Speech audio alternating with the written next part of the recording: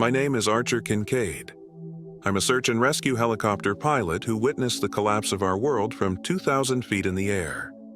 When World War III began, I was refueling at Billings Airport. Within hours, I saw cities go dark, refugees flood highways, and military strikes begin. I had to make impossible choices that day. Who to save, who to leave behind. This is what the first 24 hours of World War III looked like from the sky. Before we start the video, let us know what country you are tuning in from in the comment section below. Perhaps we will make a story there. Let's begin. I suppose I should start at the beginning. My name is Archer Kincaid. Most people called me Bo. I was a search and rescue helicopter pilot based out of Billings, Montana. For 12 years, I flew a Bell 407 for the Montana Department of Natural Resources. Mountain rescues, backcountry extractions, medical evacuations, wildfire reconnaissance. If someone was in trouble in the wilderness, I was often the one sent to get them out. That morning, March 15, 2026, started like any other day. I woke up at 6 in my small apartment on the east side of Billings. Nothing fancy, just a one-bedroom place that I barely spent time in. Most days I was either at the airport, in the air, or at my cabin in the Absaroka Mountains when I had consecutive days off. I remember the routine so clearly now. Shower, coffee, oatmeal with sliced almonds and honey. I had this old percolator that my grandmother gave me years ago. Made better coffee than any fancy machine. I sat at my kitchen counter scrolling through news on my tablet. There were reports about heightened international tensions and some vague statements from the State Department urging Americans to reconsider travel to certain regions. Nothing that seemed apocalyptic. Nothing that suggested by the end of the day, the world, as we knew it, would be gone. I checked the weather as I always did. Clear skies, light winds from the northwest, excellent visibility. Perfect flying conditions. I grabbed my flight jacket, my grandfather's turquoise bolo tie, and headed out. I always wore that tie on duty, tucked under my collar where it wouldn't get caught in anything. It was my good luck charm. Still is. The drive to the airport took 15 minutes. I remember stopping at a red light and watching a mother and child crossing the street, holding hands. The kid was wearing a bright yellow backpack shaped like a duck. Such a normal scene. I wonder sometimes if they survived. I arrived at our hangar at the Billings Logan International Airport around 7:30. Our unit had 3 helicopters. My Bell 407, a larger Bell 412 for bigger rescue operations, and an older Airbus H125 used mostly for training. I nodded to Marlene, our dispatch operator, as I walked in. She was on the phone, looking more serious than usual. "Morning, Bo," she said after hanging up. "Weather report looks good. We've got a hiker with a broken ankle near the northeast entrance of Yellowstone. Park rangers reached him, but he's in a spot too difficult for ground evacuation. You're up." I began my pre-flight checks, working methodically through the systems. Hydraulics, electronics, fuel, controls. Everything was in perfect working order. As I was finishing up, I noticed something odd. Military aircraft activity. More than usual. I counted 4 F-35s taking off in quick succession, heading east. We were used to seeing military traffic. We had Malmstrom Air Force Base about 220 miles northwest of us. But this seemed different, more urgent. I mentioned it to Ray, one of our mechanics. "Those boys in a hurry today." Ray looked up from the engine he was working on. "Been like that all morning. Jeremy said there's some kind of exercise happening. Wasn't on any of the schedules, though." That should have been my first clue that something was wrong.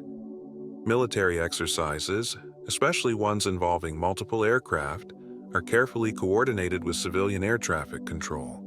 They don't just happen. I remember checking my phone one last time before taking off. A text from my ex-girlfriend asking if we could talk sometime. I never replied. Never got the chance. Before climbing into the cockpit, I spoke with Vince, another pilot who was scheduled for the afternoon shift.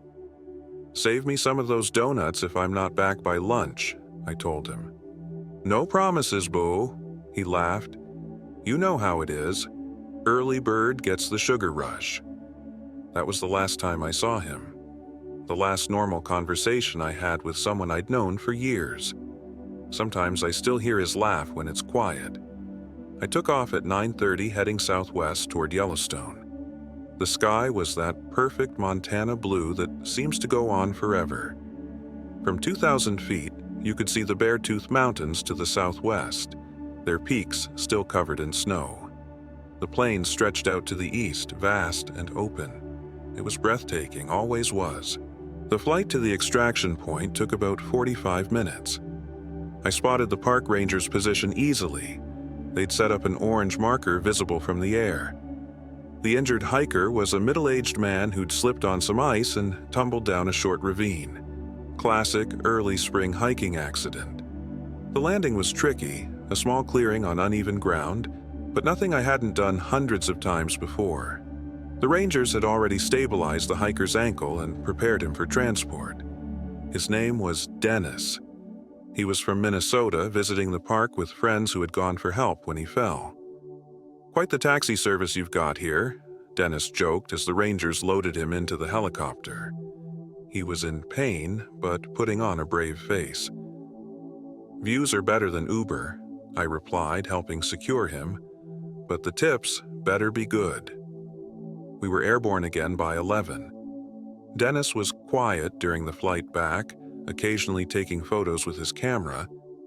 I radioed in our return ETA and requested medical personnel to meet us at the airport. That's when I noticed the first communication irregularity. "Say again, Rescue 1? "You're breaking up," said the dispatcher. There was unusual static on the frequency. I repeated the information and this time I got confirmation, but the transmission quality was poor, unusual for a clear day with no atmospheric disturbances. About halfway back to Billings, I noticed something else strange. Smoke rising from the direction of a small military installation near Red Lodge.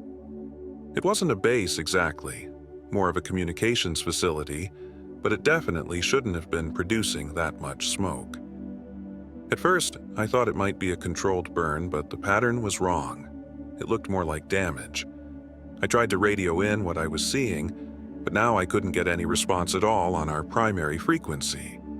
I switched to backup channels, finally making contact with a different controller than usual. "Rescue 1, return to base immediately.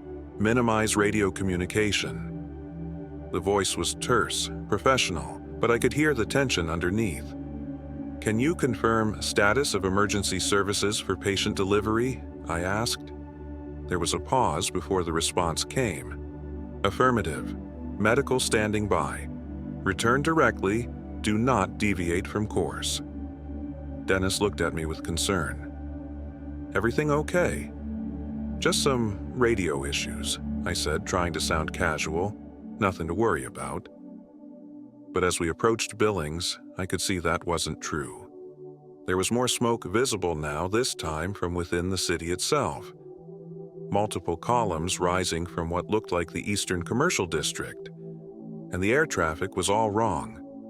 Too many military aircraft moving in patterns I recognized from my time training with Air Force pilots for joint rescue operations. Those weren't training formations. Those were defense patterns. I also spotted something that made my blood run cold, an aircraft that didn't belong in American airspace. It was distant, just a speck really, but the profile was distinctive. A Sukhoi Su-57 Russian fifth-generation fighter jet. I'd seen them only in briefings and recognition manuals, never in American skies. Never. I banked slightly to keep it in view as long as possible, making sure I wasn't mistaken. No, it was definitely a Su-57, heading east at high altitude, and no one was intercepting it. That meant either our forces were occupied elsewhere, or they didn't have the capability to respond. Both scenarios were terrifying. I landed at the airport just after 1 in the afternoon. The scene was controlled chaos. Emergency vehicles with flashing lights, military Humvees at the perimeter, airport security running between terminals. Medical personnel rushed forward to take Dennis, and I wished him luck as they wheeled him away. He looked bewildered, sensing something was very wrong, but not knowing what. As I began post-flight procedures, I noticed people gathered around televisions in the airport terminal, but then the screens suddenly went black. All of them, simultaneously. People looked around in confusion, pulling out their phones. I checked mine too. No signal. Not just no service, but completely dead, as if the battery had been removed. I looked at my watch, a simple mechanical Seiko that had belonged to my father. It read 2:17. That moment, that exact time, would become the dividing line in my memory. Everything before 2:17 belonged to the old world. Everything after was something else entirely. Marlene rushed over to me, her face pale. "Bo, thank God you're back. We're getting reports of explosions in major cities, East and West Coast, Denver, Chicago, Dallas. No one knows what's happening, but they're saying it's some kind of coordinated attack." "What about Billings?" I asked. "I saw smoke on approach." "Some kind of explosion at the federal building downtown," she said. "And the power substation on the south side. They're saying it's a cyber attack that somehow caused physical damage to the infrastructure. I don't know. Nothing's making sense." I looked around the hangar. Pilots and ground crew huddled in small groups talking urgently. The military presence was growing by the minute. "Why are there soldiers at a civilian airport?" I asked. Marlene shook her head. "They started arriving about an hour ago. No explanation. They're just taking positions like they're expecting something." That's when I made a decision that would ultimately save my life. "I'm refueling," I said. "Right now, before things get worse." "You just got back," Marlene protested. "We're being told to stand down. All aircraft." "Trust me," I said. "If this is what I think it is, we're going to need every helicopter ready to go. Full tanks." She hesitated, then nodded. "I'll authorize it, but be quick." I supervised the refueling personally, making sure the bell was topped off completely. As the fuel was flowing, I saw more military jets streak across the sky, heading east. Too many of them.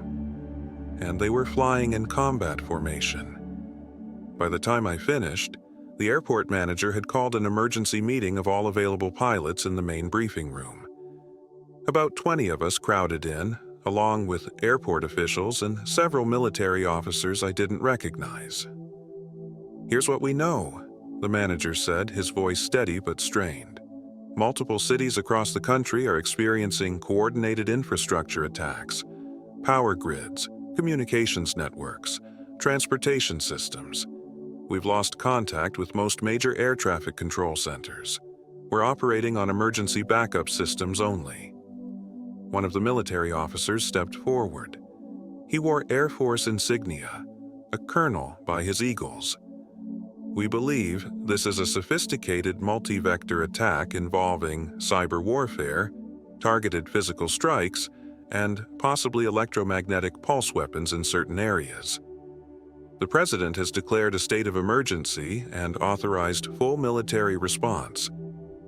A pilot raised his hand. "Who's attacking us?" The colonel's face darkened. "That information is classified at this time. What you need to know is that Billings Airport is being designated as an emergency operations center. All civilian aircraft are being temporarily commandeered for potential evacuation and emergency support operations." There were murmurs of protest, quickly silenced by the colonel's raised hand. "This is not a request," he said firmly. This is a direct order under emergency powers. All pilots are to prepare their aircraft for possible missions and await further instructions. No one leaves the airport ground until authorized. As we filed out of the meeting, I overheard one military officer say to another in a low voice, "We need to prepare for the secondary waves." The first was just to soften infrastructure. The other officer nodded grimly. ETA. Dawn, most likely. Standard doctrine. They noticed me listening and fell silent, moving away quickly. But I'd heard enough. Whatever was happening, it was well planned and far from over. And somehow, these officers seemed to have expected it. Back at our hangar, confusion reigned. Some pilots were arguing with supervisors, others were trying desperately to contact family members with radios since phones were useless. The airport's backup generators were humming loudly, providing emergency power for essential operations, but many systems remained down. The internet was completely out. Even hardwired connections weren't working. Around 3 in the afternoon, a senior airport operations manager named Robert Jennings approached me. He was a former Air Force pilot who'd transitioned to civilian aviation management years ago. I knew him well enough to respect his judgment. "Kincaid," he said, his voice low and urgent. "I need someone I can trust for a recon flight. Airport management and local emergency services need eyes in the sky. We're flying blind here with communications down." I glanced around at the growing military presence. "What about the stand-down order?" "I've cleared it with the colonel. They need this information too. But I want a civilian up there who knows this area, not some jarhead who just flew in from God knows where." He looked me directly in the eyes. "You're the best SAR pilot we have. You know what to look for." I nodded. "When do we go?" "Now." "I'm coming with you. I need to see it for myself." I did a quick pre-flight check while Jennings gathered some equipment. Binoculars, paper maps, and an old-school handheld radio that still seemed to be working. The digital radio systems were completely unreliable, but this analog backup was functioning. Technology regression in real time. We took off at 3:15, rising above the airport in a wide spiral to gain altitude. From 2,000 feet, the first signs of serious trouble were immediately apparent. The highways leading out of Billings were completely jammed. I'd never seen traffic like that, not even during the worst summer tourist season. But something was wrong with the traffic pattern. Many vehicles appeared to be stalled, creating massive backups. People were abandoning their cars and walking along the shoulders of the roads. "EMP effects," Jennings muttered, scanning with the binoculars. "Look at the newer vehicles. They're all dead in the water. Only older models are still moving." He was right. The cars and trucks with more computerized systems were immobilized, while older vehicles with simpler electronics were still operational. It was as if someone had specifically targeted modern infrastructure. We flew a grid pattern over the city, maintaining 3,000 feet for safety. The power was out across most of Billings. Only a few areas still had electricity, presumably running on backup generators. The federal building downtown had visible damage. Not catastrophic, but enough to disable it. Smoke was still rising from the power substation on the south side. "Head east," Jennings directed. "I want to check the refineries and the interstate." As we flew toward the industrial section, I could see people streaming out of shopping centers and office buildings, many looking confused and frightened. Some stores already had broken windows. Looting had begun, less than an hour after the initial attack. The refineries appeared intact, but were clearly in emergency shutdown mode. Flares burned off excess gas, creating columns of flame visible for miles. The interstate heading east was in even worse shape than the city roads. A solid line of vehicles stretching to the horizon, many of them stalled. "This is a nightmare," Jennings said. "It's like someone threw us back to the 1970s in terms of technology. but with a modern population completely dependent on systems that no longer work. I banked the helicopter to circle back toward the west. That's when we saw the first military engagement.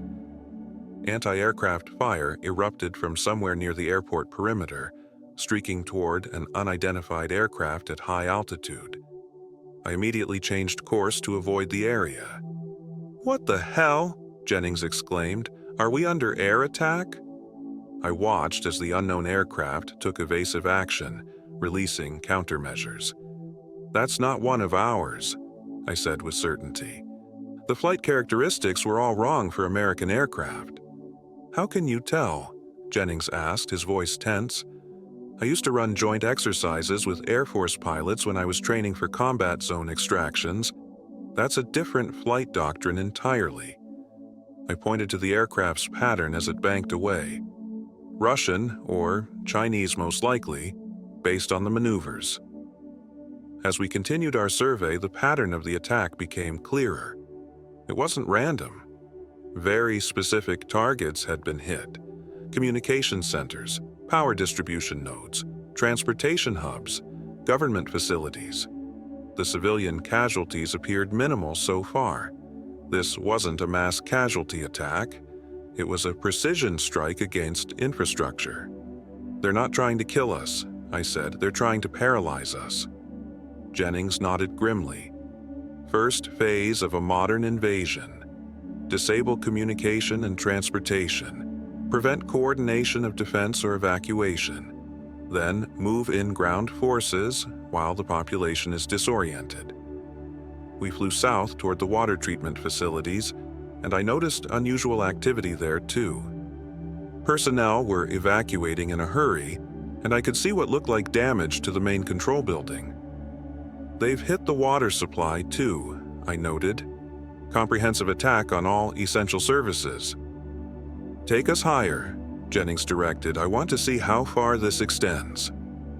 I climbed to 5,000 feet, giving us a view extending dozens of miles in all directions. In the distance, we could see more columns of smoke rising from smaller communities surrounding Billings. This wasn't isolated to major cities. Even rural infrastructure was being targeted. "We need to check the dams," Jennings said suddenly. "If they've hit everything else, water control could be next." We headed northwest toward the Yellowtail Dam on Bighorn Lake, about 90 miles away. As we approached, my concern grew. There was activity around the dam that didn't look like normal operations.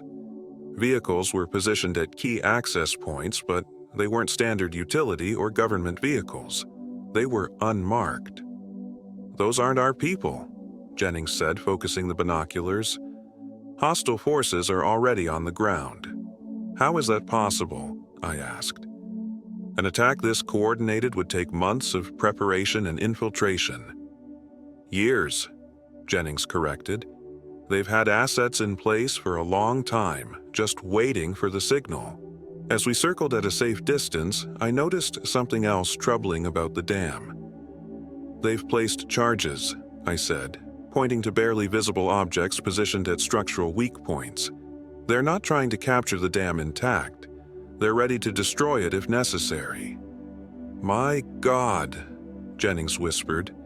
"Do you know what would happen if they blow Yellowtail?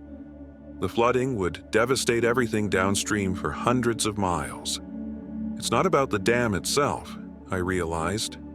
"It's about the threat, holding entire populations hostage without firing a shot." We had seen enough. It was time to return to the airport with our reconnaissance information. But as we turned back toward Billings, I spotted movement in the forest below. A convoy of vehicles moving along a service road that wasn't on any public maps. They were heading toward a mountain pass that would give them access to the valley approaching Billings from the west. "Military?" Jennings asked. I shook my head. "Wrong formation for our forces. And those aren't military vehicles. They're civilian, but moving with military precision. Advanced teams," Jennings said, softening the way for whatever comes next. We flew back to Billings in tense silence, both processing what we'd seen. The city looked different now, just a few hours after the initial attack. More fires had broken out. The orderly evacuation of earlier had deteriorated in some areas into chaotic scenes of panic. Police and emergency services were overwhelmed, trying to maintain order with limited communications and transportation. "It's happening too fast," I said. "People aren't prepared for this kind of collapse. Most families don't have more than a few days of food and water at home." Jennings nodded. "That's by design. When infrastructure fails, social order follows quickly, especially in urban areas." As we approached the airport, I had to navigate carefully. Military aircraft were now constantly taking off and landing, and the usual air traffic control procedures were barely functioning. I could see that a defensive perimeter had been established around the airport while we were gone, with military vehicles and personnel at all access points. We landed around 5 in the evening. The scene at the airport had transformed in the 2 hours we'd been airborne. The military presence had doubled at least. Evacuation flights were being prepared, with civilians lining up for processing before boarding. Most appeared to be government employees and their families. Jennings and I were immediately escorted to a makeshift command center that had been set up in one of the airport conference rooms. The colonel we'd seen earlier was there, along with several other military officers and civilian emergency management officials. "Report," the colonel ordered without preamble. Jennings described what we'd seen: the targeted attacks on infrastructure, the stalled vehicles, the activity at the dam, the convoy in the forest. I added my observations about the unidentified aircraft and the pattern of the attacks. The colonel's face remained impassive, but I could see the tension in his jaw. "This confirms our intelligence," he said finally. "We're dealing with a coordinated multi-domain attack targeting the entire national infrastructure." "Who's behind it?" I asked. The colonel glanced at one of his aides, who nodded slightly. "Coalition forces," he said. "Russian, Chinese, with support from several smaller nations. The attack is happening simultaneously across the country, with varying intensity depending on strategic importance of targets." "Why Montana?" Jennings asked. "We're not exactly a major population center." "Malmstrom Air Force Base," the colonel replied grimly. "One of our 3 main ICBM fields is here. They need to neutralize our nuclear capabilities as part of their first strike." The implications were staggering. This wasn't just an attack, it was the opening phase of a full-scale invasion. "What's the national response?" I asked. The colonel's expression darkened. "Limited. They hit our command and control systems first.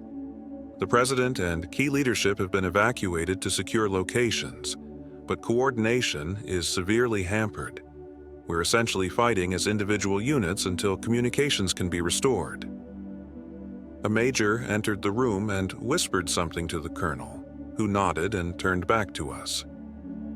"We're implementing emergency evacuation protocols for key personnel," he announced. "All available aircraft are being pressed into service. Mr. Kincaid, your helicopter is being requisitioned for a special mission." I glanced at Jennings, who looked as surprised as I felt. "What kind of mission?" I asked. "Extraction of a high-value asset from a research facility outside the city," the colonel said. "A scientist with critical information about the nature of the attacks. The facility has been partially compromised, and we need to get them out before enemy forces capture or kill them." I thought about my helicopter, fully fueled and ready to go. I thought about my cabin in the mountains, stocked with supplies. I thought about the patterns of attack we'd observed and what was likely coming next. "I'll need details," I said. "Location, extraction protocols, security situation." The colonel nodded to another officer who stepped forward with a paper map. No digital displays were being used, too vulnerable to interference. "The facility is here," the officer said, pointing to a location about 30 miles northwest of Billings. "It's a Department of Energy research installation, officially designated as an environmental monitoring station. In reality, it's a cybersecurity research center developing countermeasures against exactly the kind of attack we're experiencing. Your mission is to extract Dr. Eleanor Reed, the colonel continued. She's the lead researcher and has critical information about the attack vectors and potential countermeasures. A security team was dispatched earlier, but we've lost contact with them. You may be flying into a hot zone. I studied the map, noting the terrain and potential landing zones. This is rough country, I said. Night extraction will be challenging, especially with compromised navigation systems. Can you do it? The colonel asked bluntly. I nodded. I know the area. I've done night rescues in worse terrain. Good. You leave at 8 this evening. We want to use the darkness for cover. As the briefing concluded, I pulled Jennings aside. Something doesn't add up, I said quietly. How did they know to target this specific research facility if it was so secret? And why wasn't this scientist evacuated earlier if she's so valuable? Jennings looked troubled. I've been wondering the same thing. The pattern of all this suggests extensive inside knowledge, not just of our infrastructure, but of our response protocols too. I've got a bad feeling about this mission, I admitted. Trust your instincts, Jennings advised. But also remember, if this scientist really does have information that could help counter the attacks, she might be worth the risk. I spent the next 2 hours preparing for the night extraction mission. I checked and rechecked my helicopter, knowing I'd be flying with minimal instruments and uncertain conditions. I gathered what supplies I could: extra first aid equipment, emergency rations, paper maps of the region, a compass, and a flashlight. The sun was setting as I completed my preparations. From the airport, I could see more fires burning in Billings. The situation was deteriorating rapidly. Emergency vehicles raced through the streets with sirens blaring, but they seemed hopelessly outnumbered by the growing chaos. More concerning was what I saw beyond the city. Military vehicles were establishing checkpoints on all major roads. They weren't just managing evacuation traffic anymore, they were controlling who could leave. I had the distinct impression that Billings was being locked down, with civilians trapped inside.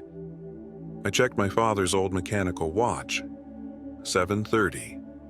30 minutes until my mission launch. I touched my grandfather's bolo tie for luck, took a deep breath, and headed toward the briefing area for final instructions. The mission parameters had changed slightly. Instead of a security team accompanying me, I would be going alone. Assets redirected to higher priority targets was the explanation I received. I didn't like it, but I didn't have much choice either. I was given a code phrase to identify Dr. Reed and ensure I was extracting the right person. I was also given emergency frequencies for communication, though no one seemed confident they would remain operational. At 10 minutes to 8, I climbed into my helicopter and began my pre-flight checks one last time. The airfield was now operating under blackout conditions, with minimal lighting to avoid providing targets for potential air attacks. This made operations more dangerous, but it was standard protocol in combat situations. As I prepared for takeoff, I spotted a group of civilians being escorted toward a military transport plane. They moved with the deferential treatment given to VIPs. Among them, I recognized several local government officials and business leaders. They were being evacuated while ordinary citizens remained in the chaos below. The sight left a bitter taste in my mouth. At precisely 8 o'clock, I received clearance for takeoff. I lifted the Bell 407 into the darkening sky, its rotors slicing through the cool evening air. Below me, Billings was transforming into a patchwork of darkness and fire, the infrastructure attacks having triggered secondary crises that were now spreading like a virus through the city. I banked northwest, heading toward the research facility and my mysterious extraction target. The night was clear but moonless, making visual navigation challenging. I relied on my knowledge of the terrain and the few landmarks I could identify in the darkness. As I flew, I couldn't shake the feeling that I was being sent on this mission for reasons beyond the official explanation. Why would they send a civilian pilot alone to extract someone supposedly crucial to national security? It didn't make sense unless there were factors I wasn't being told about. Whatever the truth, I was committed now. My helicopter sliced through the night sky, heading toward an uncertain rendezvous, while behind me, the world I had known continued to unravel in darkness and chaos. Flying at night with compromised instruments was challenging, even for someone with my experience. I maintained an altitude of around 1,000 feet, low enough to identify landmarks but high enough to clear the rolling terrain northwest of Billings. The darkness was nearly complete below me. With the power grid down, the usual scatter of ranch lights and small communities had vanished. I kept thinking about what Jennings and I had seen during our reconnaissance flight. The systematic nature of the attacks, the precision. Whoever was behind this had planned meticulously, perhaps for years. They knew exactly where to strike to cause maximum disruption with minimal resources. This wasn't just military strategy, it was a complete understanding of our vulnerabilities. About 20 minutes into the flight, I noticed aircraft activity to the east, the distinctive sound of military jets moving fast and low. They were flying without lights, but I could track their movement by sound and the occasional glimpse against the stars. They were heading toward Malmstrom Air Force Base, I assumed. The ICBM fields would be a priority target in any serious attack on American soil. The research facility came into view after about 30 minutes of flying, or rather, what was left of it. The Environmental Monitoring Station was a cluster of modern buildings nestled in a small valley, surrounded by pine forest. Several of the structures were now burning, casting an eerie glow over the scene. I could see vehicles in the parking area, some overturned, others simply abandoned. Finding a place to land was tricky. The main helipad was littered with debris and part of a collapsed wall had fallen across it. I circled the facility looking for alternatives. There was a cleared area near what appeared to be the main research building, relatively flat and large enough for my Bell 407. It would have to do. I brought the helicopter down carefully, alert for any signs of hostile activity. As the skids touched down, I kept the engine running and rotors spinning. A quick escape might be necessary. I scanned the area, saw no immediate threats, and grabbed my emergency pack and a flashlight. The facility was eerily quiet except for the crackling of flames from one of the damaged buildings. No gunfire, no voices, no signs of ongoing conflict. Either the attack was over, or this was the calm between assaults. I moved cautiously toward the main building, using the shadows for cover. The entrance was damaged, but passable. Inside, emergency lighting provided minimal illumination. The facility apparently had backup power still functioning in some areas. "Dr. Reed," I called out, keeping my voice low. "This is Archer Kincaid. I'm here for extraction." No response. I moved deeper into the building, passing offices and labs in disarray. Signs of a hasty evacuation were everywhere. Abandoned personal items, overturned chairs, papers scattered across floors. But no bodies, which I found strange. If this place had been attacked, where were the casualties? A noise from down the corridor caught my attention, the sound of filing cabinets being opened and closed. I approached cautiously, flashlight ready, but pointed at the floor to minimize my visibility. "Dr. Reed?" I called again, louder this time. The sound stopped. After a moment, a woman's voice responded, tense but controlled. "What's the verification code?" I provided the phrase I'd been given at my briefing. "Aspen Winter Protocol." There was a pause, then "Acknowledged." "Wait there." A moment later, a woman emerged from what appeared to be a secure file room. Dr. Eleanor Reed was in her mid-40s with short gray-streaked hair and intense eyes behind wire-rimmed glasses.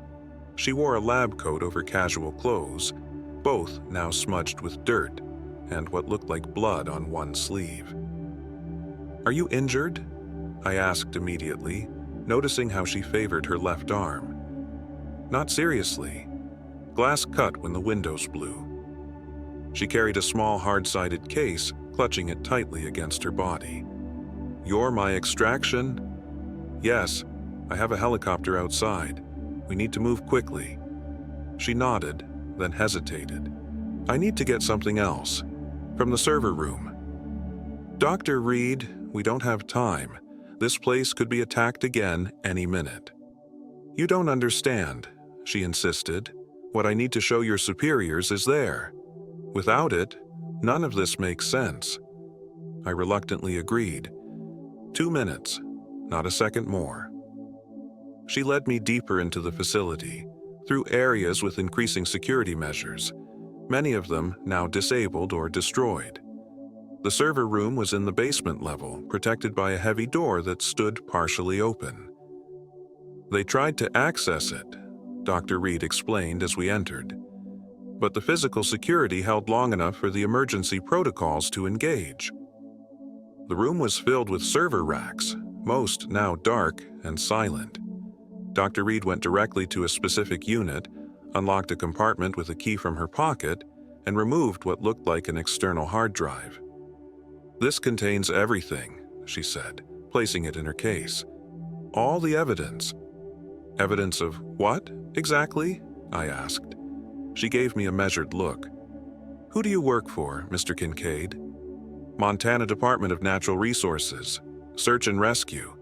The military commandeered my helicopter for your extraction." Something in her expression changed. Relief, perhaps. "So you're not part of it? Good. I'll explain once we're airborne." We made our way back through the facility and outside to the helicopter. I helped Dr. Reed aboard and secured her case, then did a quick perimeter check before climbing into the pilot's seat. As we lifted off, I caught sight of vehicles approaching the facility from the east, unmarked SUVs moving without headlights. Whoever they weren't friendly. We had gotten out just in time. "Once we were airborne and heading back toward Billings, Doctor." Reed began to speak. Her voice was clinical, detached, as if she were presenting research findings at a conference rather than fleeing for her life in the middle of a national catastrophe. "What I'm about to tell you will sound incredible," she began. "But I have the data to prove it. The attack today wasn't a surprise to everyone. Certain elements within our own government and military knew it was coming. In fact, they facilitated it." I kept my eyes on the horizon, processing her words. "You're suggesting treason at the highest levels?" "I'm not suggesting it. I'm stating it as fact." She patted her case. "We were a cybersecurity research division tasked with identifying vulnerabilities in critical infrastructure. About 6 months ago, we discovered unusual patterns in our power grid monitoring systems. Small intrusions, test runs for something bigger. We reported it up the chain of command. And nothing happened. No response, no action taken. Then, 3 months ago, we discovered something worse. Evidence that someone had provided the attackers with detailed schematics of key infrastructure nodes, access codes, security protocols, inside information that could only have come from high-level sources." I thought about the precision of the attacks I'd witnessed, the specific targeting of vulnerable points. Why would anyone do that? Why help an enemy attack your own country? Dr. Reed's laugh was bitter. "For the oldest reasons in the world. Power, money. Some believe our current system needs to fall for something better to take its place. Others were simply bought. The amounts changing hands were enormous." "You have proof of this?" I asked, still struggling to accept such a massive betrayal. "Irrefutable proof. Names, dates, transactions, communications. We were gathering it all, preparing to go outside normal channels to expose it. They found out. That's why the facility was targeted so early in the attack. Not because of what we were researching, but because of what we had discovered. She looked out at the darkness below us. Your military contact, the one who sent you to extract me, what was his name? Colonel Davis, I replied. She tensed visibly. Davis is one of them. If he sent you, it wasn't to rescue me. It was to find out how much evidence survived and possibly to eliminate me. My hands tightened on the controls. I thought about how readily they had provided a civilian pilot for this critical mission. How I'd been sent alone, without the security team originally planned. So, what do we do now? I asked. If we return to the airport, you'll be walking into their hands. Dr. Reed considered this. Do you know somewhere else we could go? Somewhere off the grid where I might be able to establish secure communications with people I trust? I thought of my cabin in the Absaroka Mountains, remote, well supplied, with a generator and even an old ham radio I'd tinkered with as a hobby. Yes, but we'll need to refuel first. We don't have enough to make it there directly. Can we refuel without returning to the main airport? There's a small private airfield about 20 miles south of Billings. If it hasn't been hit, they should have aviation fuel. Dr. Reed nodded. Then that's our best option. I changed course, heading southeast instead of directly back to Billings. As we flew, I could see that the situation on the ground had deteriorated further. More fires burned in the city. The traffic jams on the highways had evolved into abandoned vehicle graveyards, with people now moving on foot. The private airfield was still intact when we arrived, though clearly in emergency mode. A few small aircraft were parked haphazardly, evidence of pilots who had landed in panic when the attacks began. The place appeared deserted except for a single figure who emerged from the small terminal building as we approached. I landed near the fuel depot and kept the engine running at idle. Stay here, I told Dr. Reed. If anything seems wrong, I'll wave my arms. That's your signal to take off immediately. I can't fly this thing, she protested. You don't need to fly it, just lift off and get away. Pull straight up on the collective, push the cyclic slightly forward, and you'll get airborne. After that, it doesn't matter if you crash elsewhere, at least you won't be captured. She nodded grimly. Understood. I stepped out and approached the man from the terminal. He was older, probably in his 60s, with the weathered look of a lifelong pilot. He held a shotgun, not pointed at me, but definitely ready. We're closed, he called as I approached. Government orders. I held up my hands to show I wasn't a threat. I need fuel, search and rescue mission. He squinted at my helicopter. You SAR boys still operating? Thought everything was grounded. Special circumstances, I said, not wanting to explain Dr. Reed's presence. I can pay. I reached for my wallet, then realized how ridiculous that was. Money probably meant nothing now. The old pilot seemed to read my thoughts. He chuckled without humor. Keep your cash, son. It's toilet paper now. He looked me over carefully. You running from something or toward something? Both, I guess. He nodded as if this made perfect sense. Fuel's in the tank still. Help yourself. I'd clear out of here soon if I were you, though. Military convoy came through an hour ago, said they'd be back to secure the facility, whatever that means. Thanks for the warning. I moved toward the fuel depot, keeping an eye on Dr. Reed in the helicopter. She was watching intently, the case clutched in her lap. Refueling was quick. I'd done it countless times before. As I was finishing, the old pilot approached again. Heading west? He asked casually. I hesitated, then nodded. Thought so. Word is the mountain passes are still open, but they're setting up checkpoints on all major roads. If you're trying to stay under the radar, Stick to the national forest land. Less eyes out there. Why are you helping me? I asked. He glanced toward my helicopter, clearly noting Dr. Reed inside. Because whatever's happening, I've been flying long enough to know when something stinks. Military boys were too organized, too ready for this. Almost like they were expecting it. He spat on the ground. I don't know what you're involved in, but you've got the look of someone trying to do right. Thanks, I said, meaning it. Any other advice? Yeah, the attacks are coming in waves. First was infrastructure. Second was military targets. Word is the third will target population centers directly. If you've got somewhere remote to hole up, I'd get there fast. A chill ran through me. How do you know this?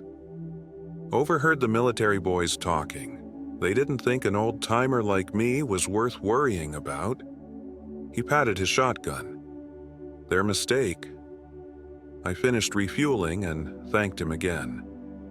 As I turned to leave, he called after me. They're jamming most radio frequencies, but some of the old ham bands are still open. Operators are sharing what they know.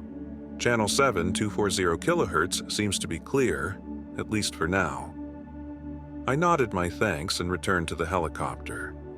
Once inside, I quickly explained what I'd learned to Dr. Reed. It confirms what we suspected, she said. This is a phased operation with precise timetables.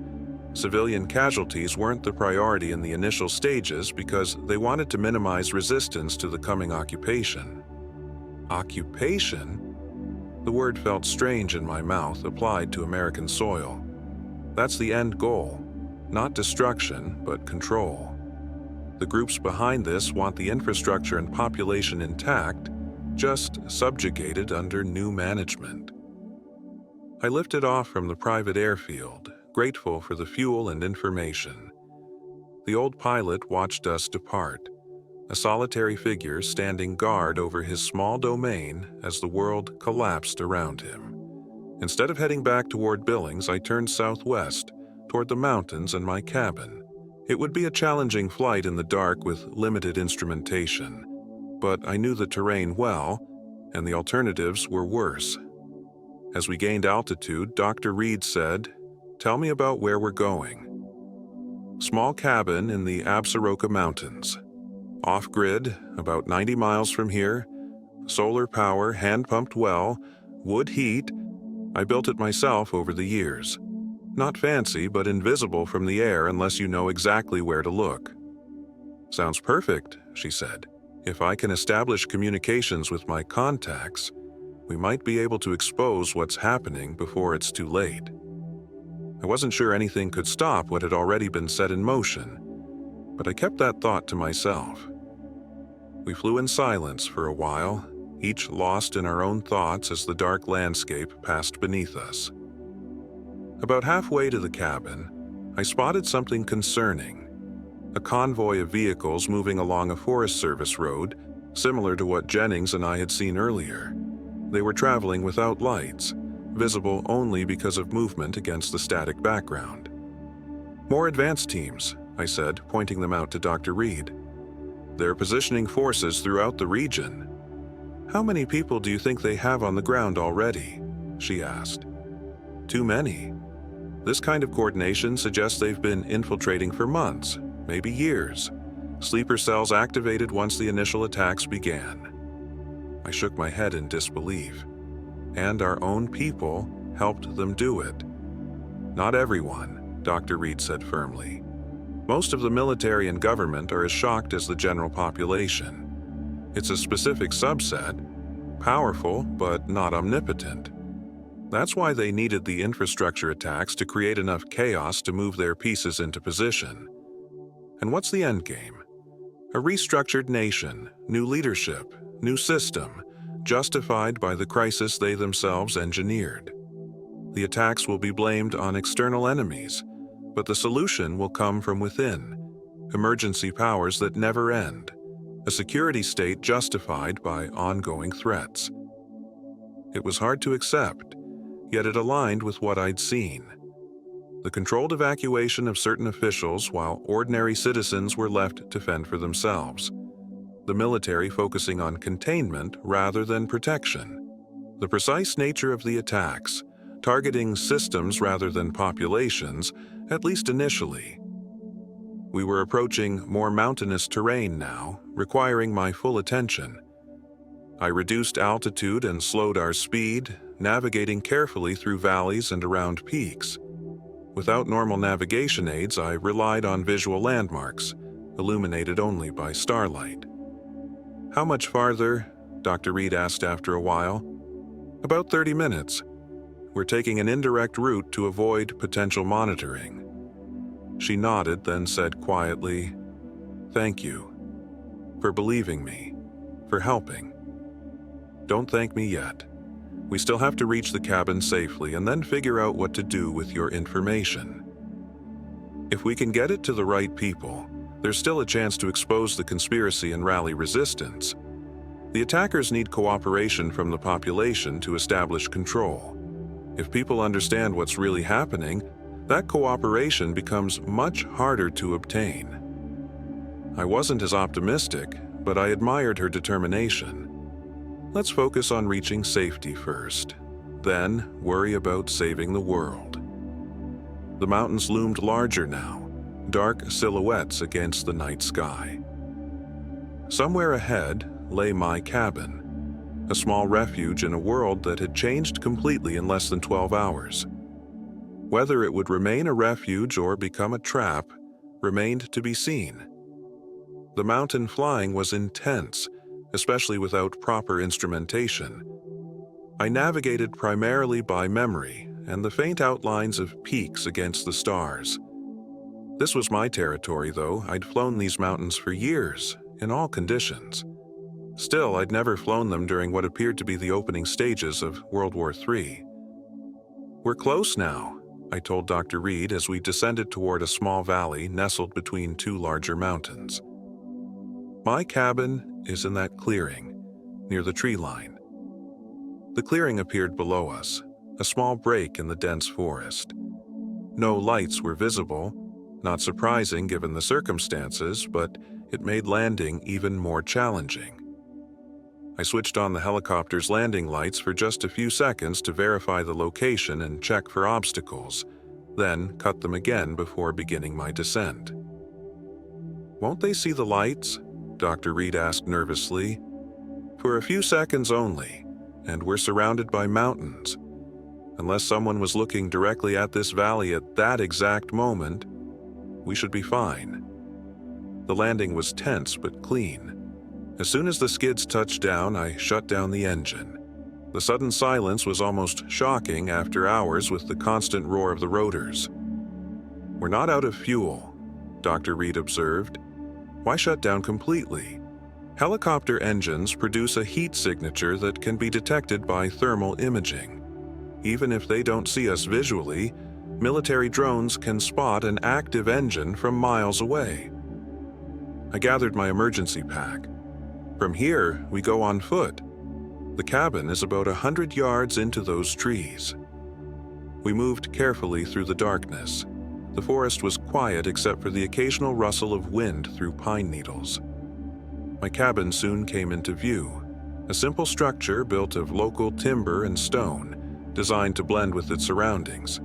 2 stories, with the upper level set partially into the slope of the mountain behind it.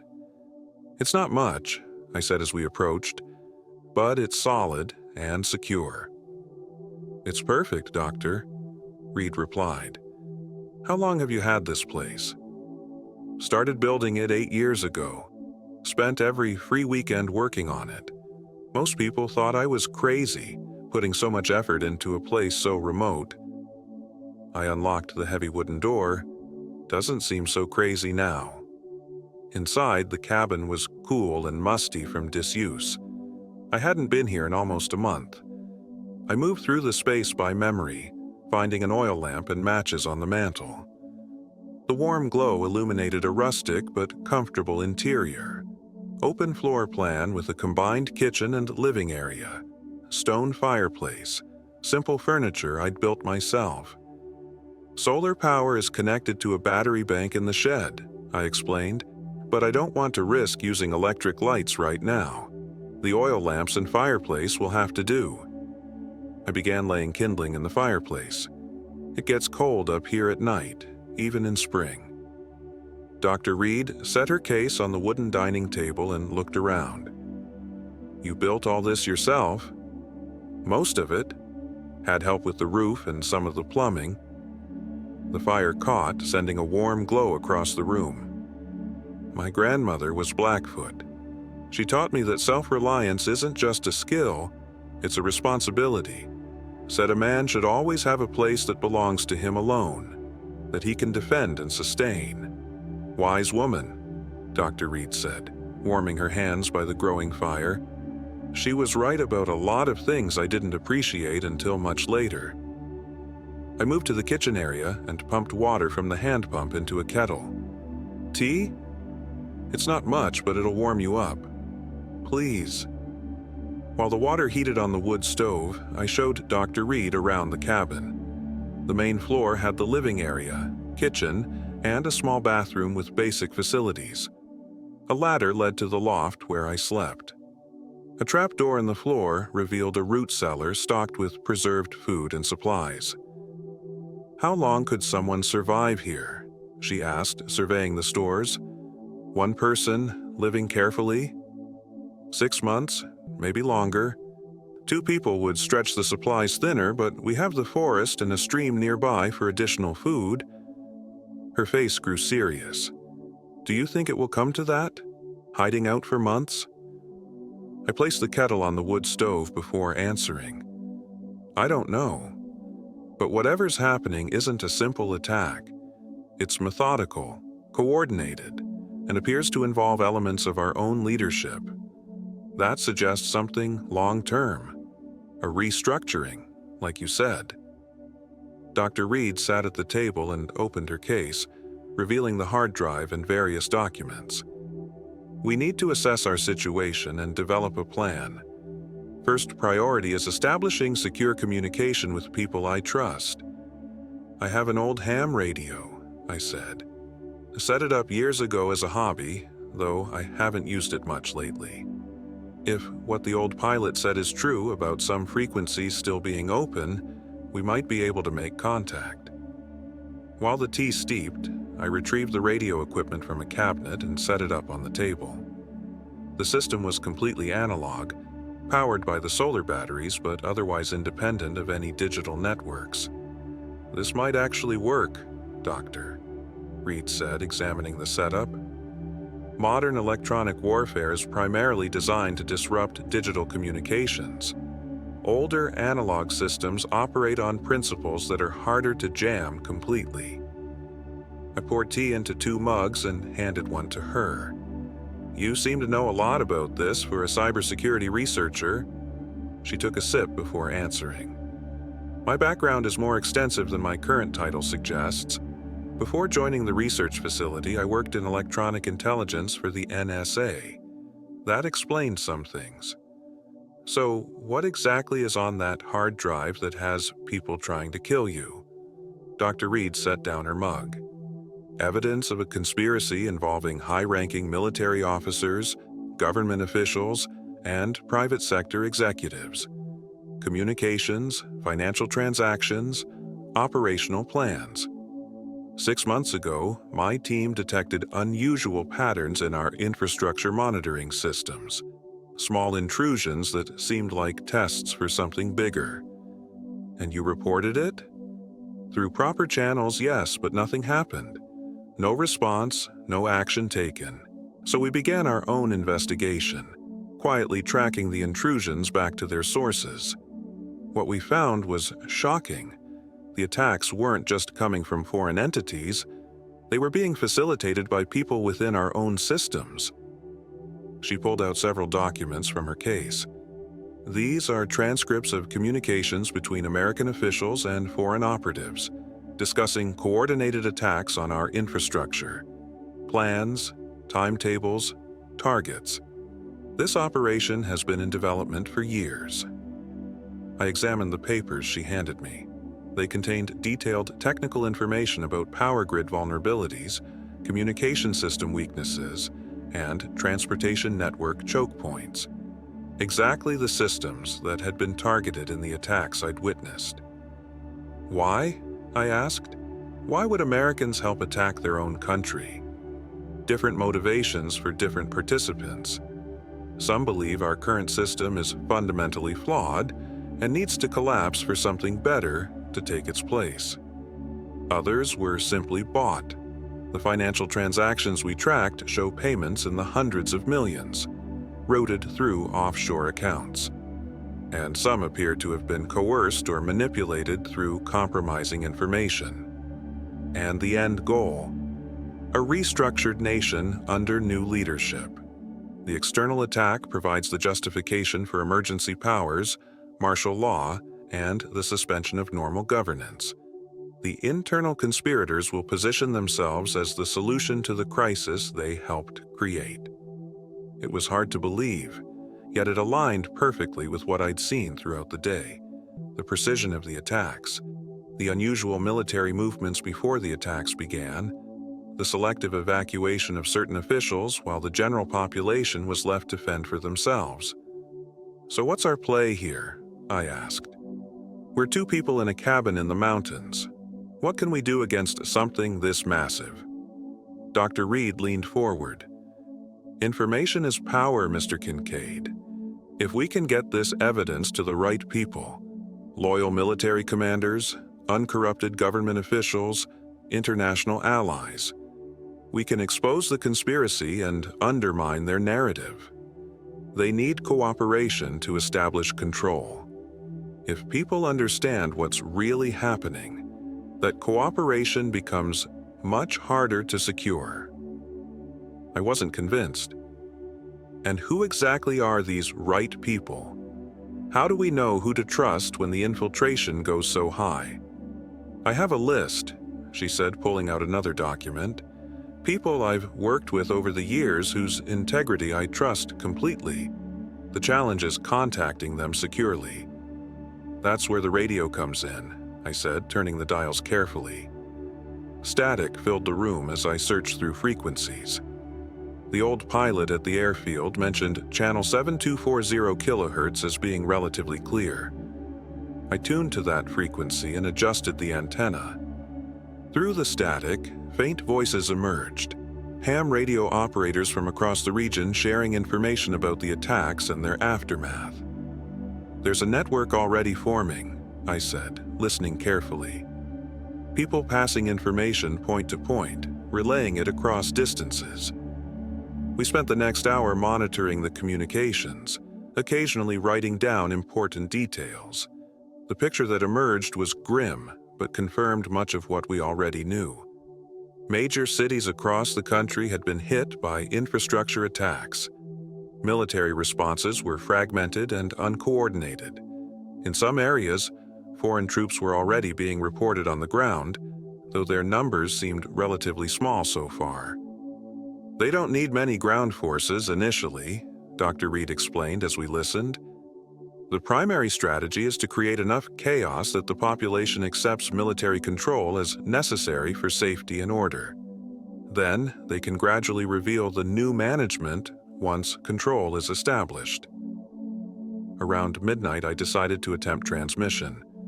I keyed the microphone and spoke clearly. This is Archer Kincaid, broadcasting on 7240 kilohertz. I am with Dr. Eleanor Reed from the Montana Cybersecurity Research Facility. We have critical information regarding the nature of the attacks. Is anyone receiving this transmission who can help establish secure contact with legitimate government authorities? We waited, but received only static in response. Try again, Doctor, Reed urged. Someone must be listening. I repeated the message several times over the next half hour, with slight variations. Finally, a response came through the static. This is Captain James Harrington, Montana National Guard. I receive you, Archer Kincaid. We've been looking for Dr. Reed. Can you verify her identity? Dr. Reed took the microphone. This is Eleanor Reed. Verification code Sierra Echo November Tango India, November Echo Lima. Captain Harrington, are you operating under Standard National Guard command structure? There was a pause before the response came. Negative, Dr. Reed. Command structure has been compromised. We're operating independently under contingency protocols. Several Guard units have established secure positions in the mountains after receiving unusual orders that contradicted our primary mission of civilian protection. Dr. Reed and I exchanged glances. This sounded promising, but could also be a trap. Captain, what is your current objective? She asked carefully. To establish a resistance network and protect civilian populations from both external attackers and compromised internal forces. We've identified several high-ranking officers who appear to be cooperating with the enemy. We're gathering loyal forces and resources while maintaining low visibility. How many personnel do you have? Can't disclose that over open comms, but enough to make a difference if we act strategically. We need the information you have, Doctor. It could help us identify who to trust and who to avoid. Dr. Reed muted the microphone and turned to me. What do you think? Should we trust him? I considered carefully. The fact that they've identified compromised command structures is promising, and they're not trying to get us to come in immediately, which would be the obvious move if it was a trap. She nodded. I agree. Let's share some information, but not our location yet. She unmuted the microphone. Captain Harrington, I have documentation proving coordination between certain U.S. officials and foreign entities in planning these attacks. Names, dates, communications. But I need secure means to transfer this information. Do you have suggestions? We can arrange a secure courier if you can safely meet at a designated location. Alternatively, if you have means to digitally encrypt the data, we have secure channels for transmission. Dr. Reed thought for a moment. I can encrypt the data, but I'll need computer access. Mr. Kincaid, do you have any equipment here that might work? Just an old laptop. Basic stuff, not connected to any network. That might be sufficient if it has encryption capabilities. She turned back to the radio. Captain, we'll need time to prepare the data. Can we establish regular contact times to coordinate? Affirmative. Suggest top of each hour for 2 minutes only to minimize detection risk. Use frequency 6950 kHz with rolling code adjustments based on standard algorithm. Understood, Dr. Reed replied. We'll make next contact at 100 hours. Read out. She set down the microphone and let out a long breath. Well, that's a start. I nodded, but something was bothering me. If the attacks were as comprehensive as they appear, how are National Guard units maintaining communications and coordination? Wouldn't that have been a primary target? Good question, Dr. Reed admitted. Some units would have had contingency protocols for exactly this scenario. Fallback to analog systems, prearranged rendezvous points, alternative command structures. But you're right to be cautious. We should proceed carefully. I checked my watch. It was approaching 1 in the morning. We'd been awake and in constant tension for nearly 24 hours. Fatigue was becoming a factor we couldn't ignore. We need rest, I said. Even a few hours will help us think more clearly. Dr. Reed nodded reluctantly. You're right. But one of us should stay awake at all times. We can't risk being caught unprepared. I'll take first watch, I offered. You get some sleep. I'll wake you in 4 hours. She agreed and took the small guest cot I'd set up by the fire. Within minutes, her breathing had slowed into the rhythm of sleep. I envied her ability to rest despite the circumstances, though I suspected it came from years of crisis management in high-stress positions. I moved to the window and looked out at the darkness. The night was quiet, with only the occasional sound of wind through the trees. From this elevation, I could see a faint glow on the horizon where Billings would be. Fires still burning in the city, perhaps, or emergency operations continuing through the night. Somewhere out there, the world I'd known was being systematically dismantled and reconstructed. Forces were moving into position for whatever came next. And here I was, a search and rescue pilot suddenly thrust into what appeared to be the opening stages of a civil conflict that would determine the future of the country. I touched my grandfather's bolo tie for reassurance. My grandmother's words came back to me. When everything is chaos, return to what you know to be true. Right now, what I knew to be true was limited. The attacks were real, they were coordinated, and they involved betrayal at the highest levels. Beyond that, I would have to navigate carefully, trusting my instincts and the evidence before me, not what anyone claimed to be the truth. The radio crackled occasionally with fragments of conversations from other operators across the region. Reports of military movements, resource shortages, community responses. I listened carefully, building a mental map of the developing situation. If we were going to survive this and potentially help expose the conspiracy, information would be our most valuable resource. As the hours passed, I maintained vigilance while planning our next steps. We needed better security for the cabin. We needed a way to monitor approaching threats. We needed alternative escape routes if our location was compromised. And we needed a more comprehensive communication strategy to reach trustworthy authorities with Dr. Reed's evidence. I glanced at her sleeping form and wondered what price she had already paid for her integrity. How many of her colleagues had been killed when the research facility was attacked? How long had she been gathering evidence, knowing the danger it put her in? Her courage was admirable, especially considering the forces aligned against her. Outside, the eastern sky was beginning to lighten almost imperceptibly. Dawn was approaching, marking almost 24 hours since the world had changed. The first day of whatever this new reality would become. I couldn't help wondering how many people had survived the day and how many more would face challenges in the days to come. One thing was certain: nothing would ever be the same. The America I had known, imperfect but functioning, had been struck a potentially fatal blow. Whether it would recover, transform, or collapse entirely remained to be seen. But I was determined to do whatever I could to ensure that those responsible for the betrayal faced consequences for their actions. The radio suddenly came alive with an urgent transmission. All stations be advised. Phase 2, initiating at dawn.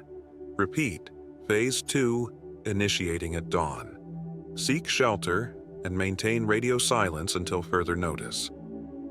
I remembered what Dr. Reed had said earlier about the attack phases. Phase 1 had been infrastructure.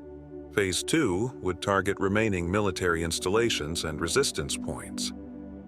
I looked toward the lightening sky with growing unease. Whatever was coming next, we would soon find out. I woke Dr. Reed as the first light of dawn crept through the cabin windows. I figured she'd want to be awake for whatever Phase 2 entailed. She came alert instantly, the mark of someone trained to wake fully in emergency situations. "What's happening?" she asked, instantly focused.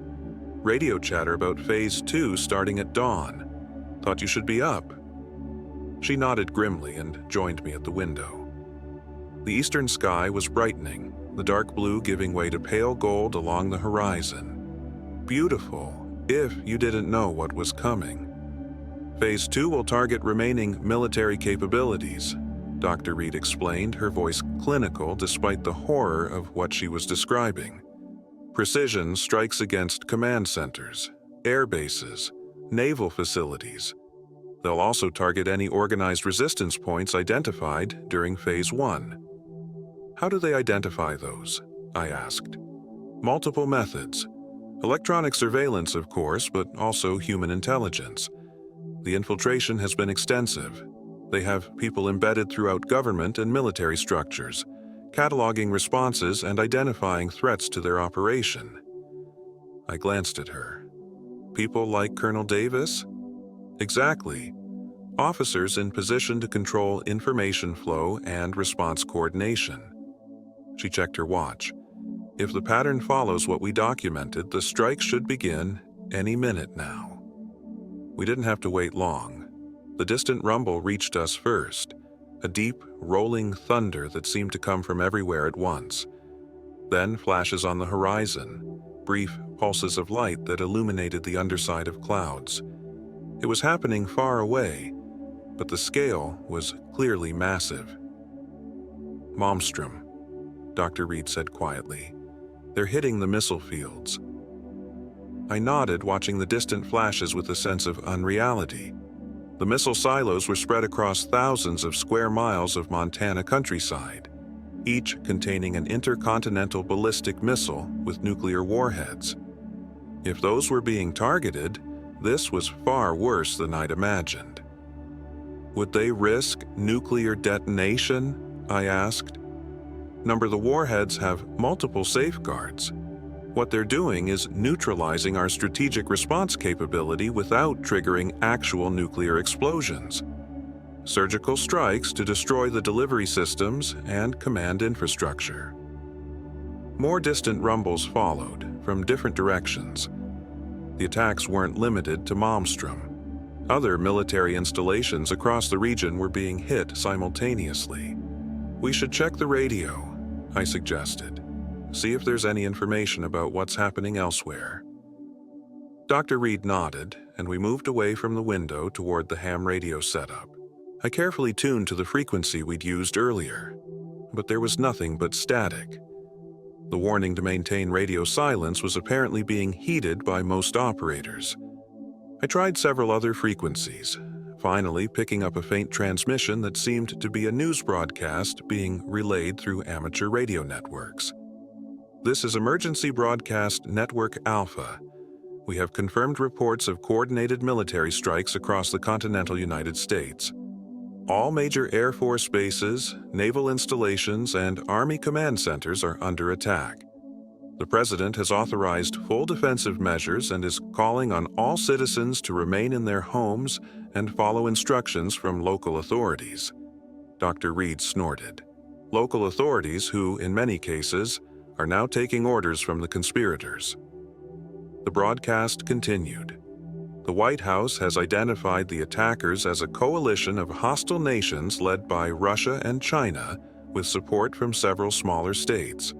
The attack is being described as unprecedented in scale and coordination. Citizens are advised that martial law has been declared in all 50 states. A nationwide curfew is in effect from 8 in the evening until 6 in the morning. Anyone found violating curfew will be subject to immediate arrest. "Convenient," Dr. Reed muttered. "The perfect excuse to detain anyone they consider a threat." We listened for another 20 minutes as the broadcast relayed information about the attacks and official response measures. Much of it aligned with what Dr. Reed had predicted, particularly the emphasis on civilian compliance with military authorities for safety and security. When the broadcast ended, I switched to other frequencies, trying to piece together a more complete picture from the fragmented communications we could intercept. The pattern that emerged was disturbing. Major population centers were being placed under strict military control. Civilian movement was being restricted. Alternative sources of information were being systematically shut down. "They're establishing control of the narrative," Dr. Reed observed, "making sure people only hear the official explanation for what's happening, which is foreign attack requiring unified response under emergency leadership. They'll position the conspirators as the solution to the crisis they created." I shook my head in disgust. "And people will accept this?" "Many will, at least initially. Fear is a powerful motivator. When people are terrified, they'll accept protection from anyone offering it, especially if it comes with a simple explanation and clear enemies to blame." The distant rumbling had stopped by now, suggesting the immediate strikes of Phase 2 had concluded. I stepped outside briefly to scan our surroundings. The mountain air was crisp and clear, with no sign of the destruction happening beyond our isolated valley. Birds sang in the trees as if nothing had changed. The surreal contrast was jarring. When I returned inside, Dr. Reed was setting up the old laptop I'd mentioned earlier. It was a basic model, several years old, that I kept at the cabin for occasional use. No internet connection, of course, but functional for simple tasks. "Will that work for what you need?" I asked. "It should. The encryption algorithms I need to use are relatively simple. The challenge will be transferring the data to Captain Harrington, or whoever we decide to trust." She connected the external hard drive she'd retrieved from the research facility and began copying files to the laptop. As she worked, she explained more about what she'd discovered. 6 months ago, we detected unusual patterns in our power grid monitoring systems. Small intrusions that seemed like tests for something bigger. We traced them to multiple sources, both foreign and domestic. "And you reported it?" "Through proper channels, yes, but nothing happened. No response, no action taken. That's when we realized something was wrong within our own command structure." She opened a file on the laptop, showing me a complex diagram of connections between various entities. We began mapping the relationships, following financial transactions, communications, personnel movements. It became clear that certain high-ranking military officers and government officials were actively cooperating with foreign interests. For money, for some, others believed they were working toward a necessary set of American power. They saw our current system as fatally flawed and wanted to replace it with something more controlled, more centralized. And they were willing to betray their country to do it? They wouldn't see it that way.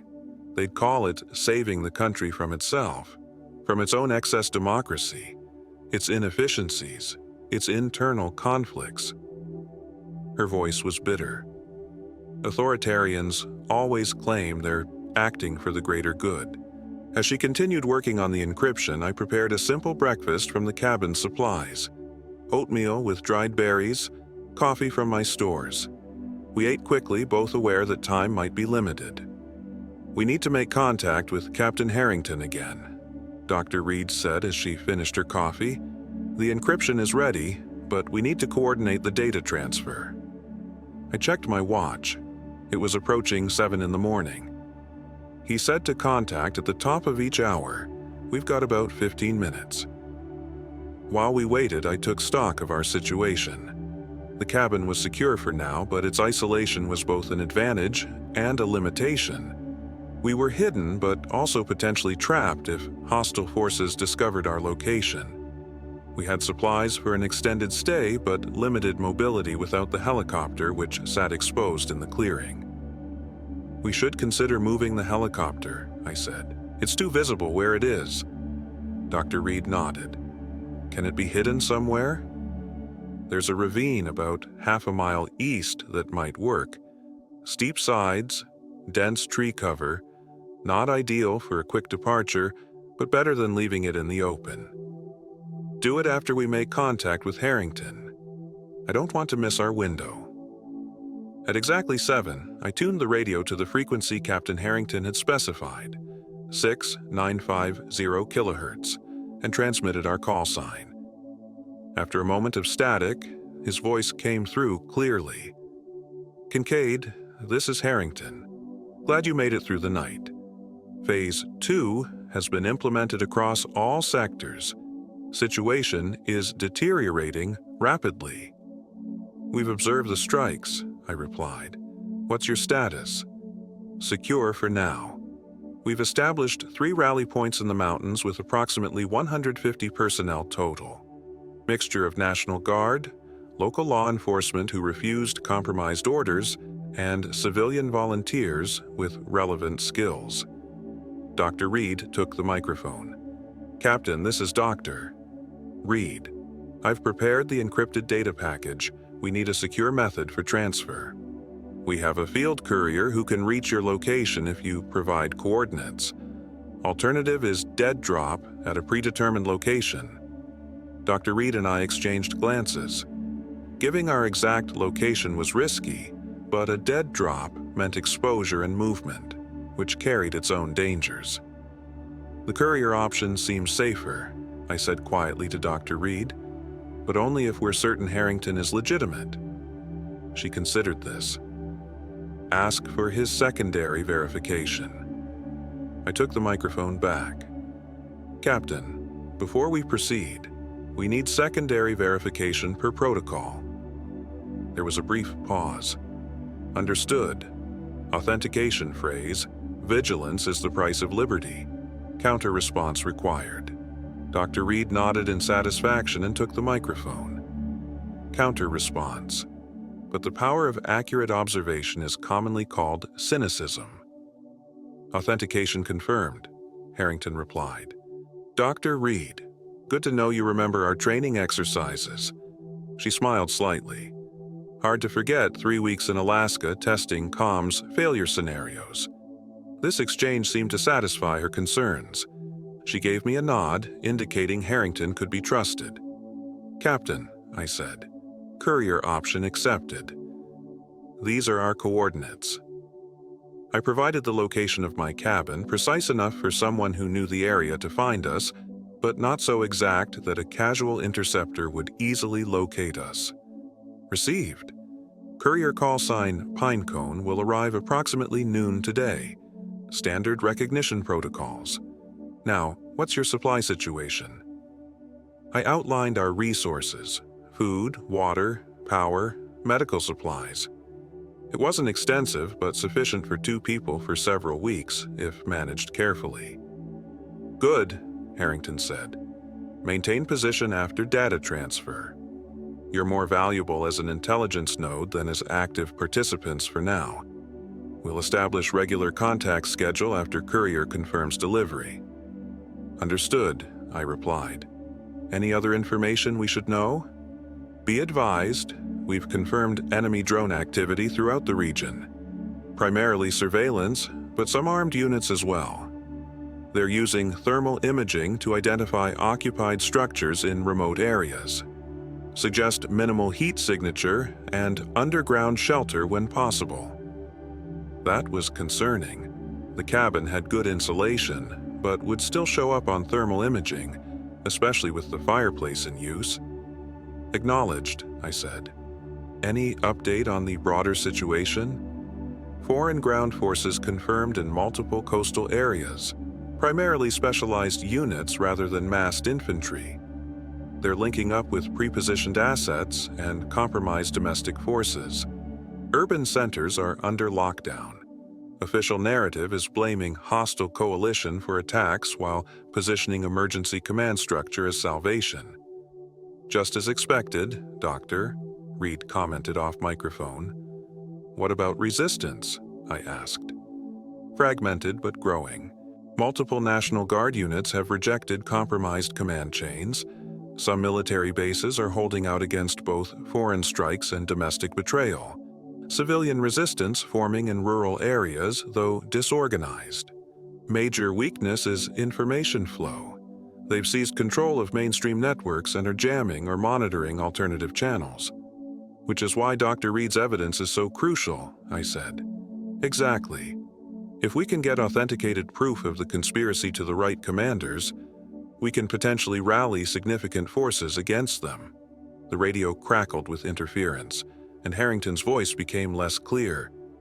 Signal degrading, likely active jamming beginning in your sector.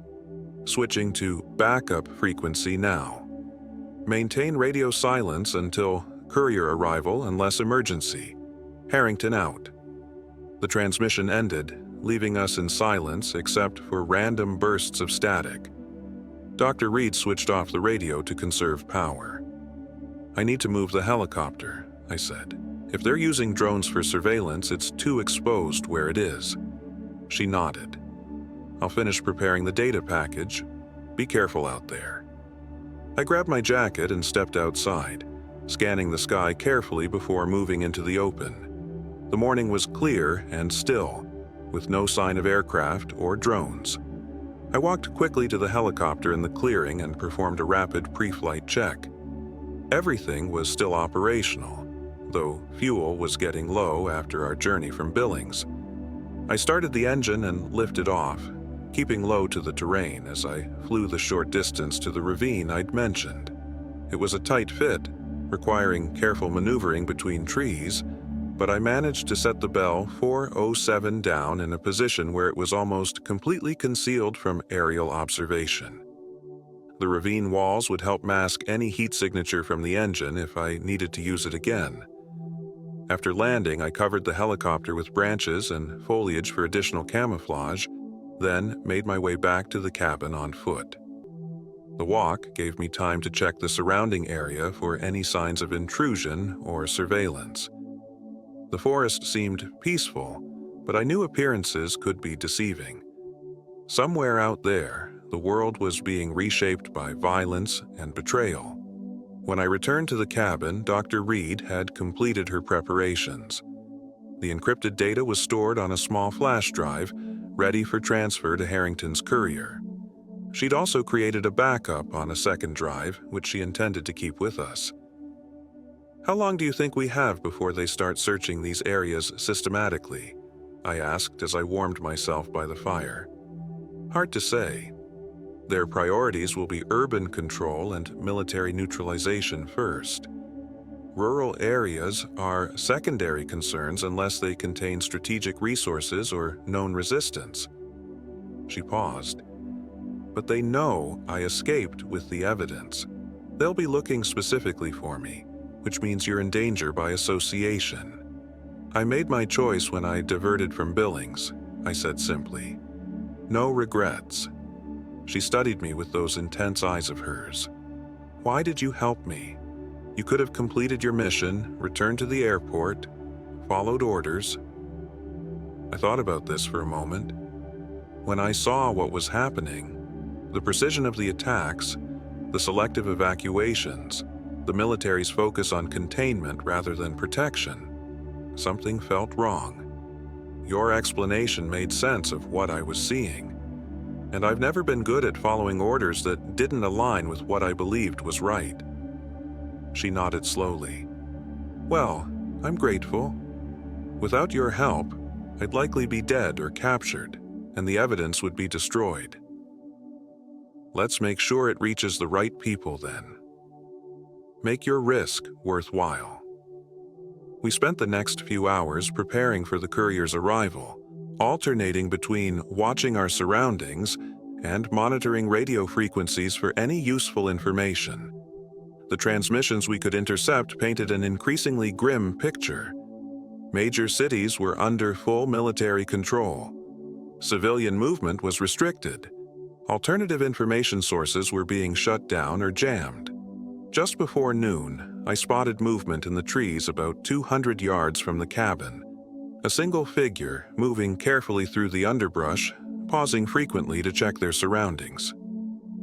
"Someone's coming," I said quietly to Dr. Reed. "Single individual, approaching from the south." She joined me at the window, staying back from the glass. "Courier, you think?" "Possibly. Right direction and timing. But we should be cautious." I took my hunting rifle from its rack on the wall and checked that it was loaded. I hoped I wouldn't need it, but recent events had taught me to prepare for the worst. "Stay inside," I told Dr. Reed. "I'll make contact and verify their identity." I stepped outside, keeping the rifle visible but not aimed directly at the approaching figure. As they came closer, I could see it was a woman in her early 30s, dressed in hunting camouflage with a small backpack. She moved with the confidence of someone with military training, aware of her surroundings, but not overly tense. When she was about 50 yards away, she stopped and called out clearly, "I'm looking for fallen timber to make a shelter," the recognition phrase Harrington had mentioned. I responded with the countersign, "Pine works better than aspen for longer burns." She nodded and approached more directly. Call sign Pinecone. Captain Harrington sent me. Archer Kincaid, I said, lowering the rifle slightly. Dr. Reed is inside. The courier, Pinecone, glanced around carefully before speaking again. Area looks clear, but we should minimize exposure. I was followed for about 3 miles by what I believe was a surveillance drone, but I lost it in a narrow canyon to the south. That was concerning. How'd you lose it? Old hunter's trick. Created multiple heat signatures with small fires, then moved through the cold water in the stream. Took an indirect route here afterward, but we should assume they're actively searching this region. I nodded and gestured toward the cabin. Let's get inside. Dr. Reed has the package ready. As we entered, Dr. Reed stood up from the table where she'd been monitoring the radio. The courier nodded respectfully to her. Dr. Reed, I've heard a lot about your work. Captain Harrington speaks highly of you. Thank you for taking the risk to come here, Dr. Reed replied, retrieving the flash drive from her pocket. This contains everything we have. Evidence of the conspiracy, names, communications, financial transactions. It's encrypted with the standard NSA algorithm, Variant 3. Harrington will know the protocol. The courier took the drive and secured it in a hidden pocket in her gear. I'll deliver it directly. No stops, no deviations. She pulled out a small paper map. Now, I need to brief you on extraction options if your position here becomes compromised. We gathered around the table as she marked several locations on the map. These are our rally points.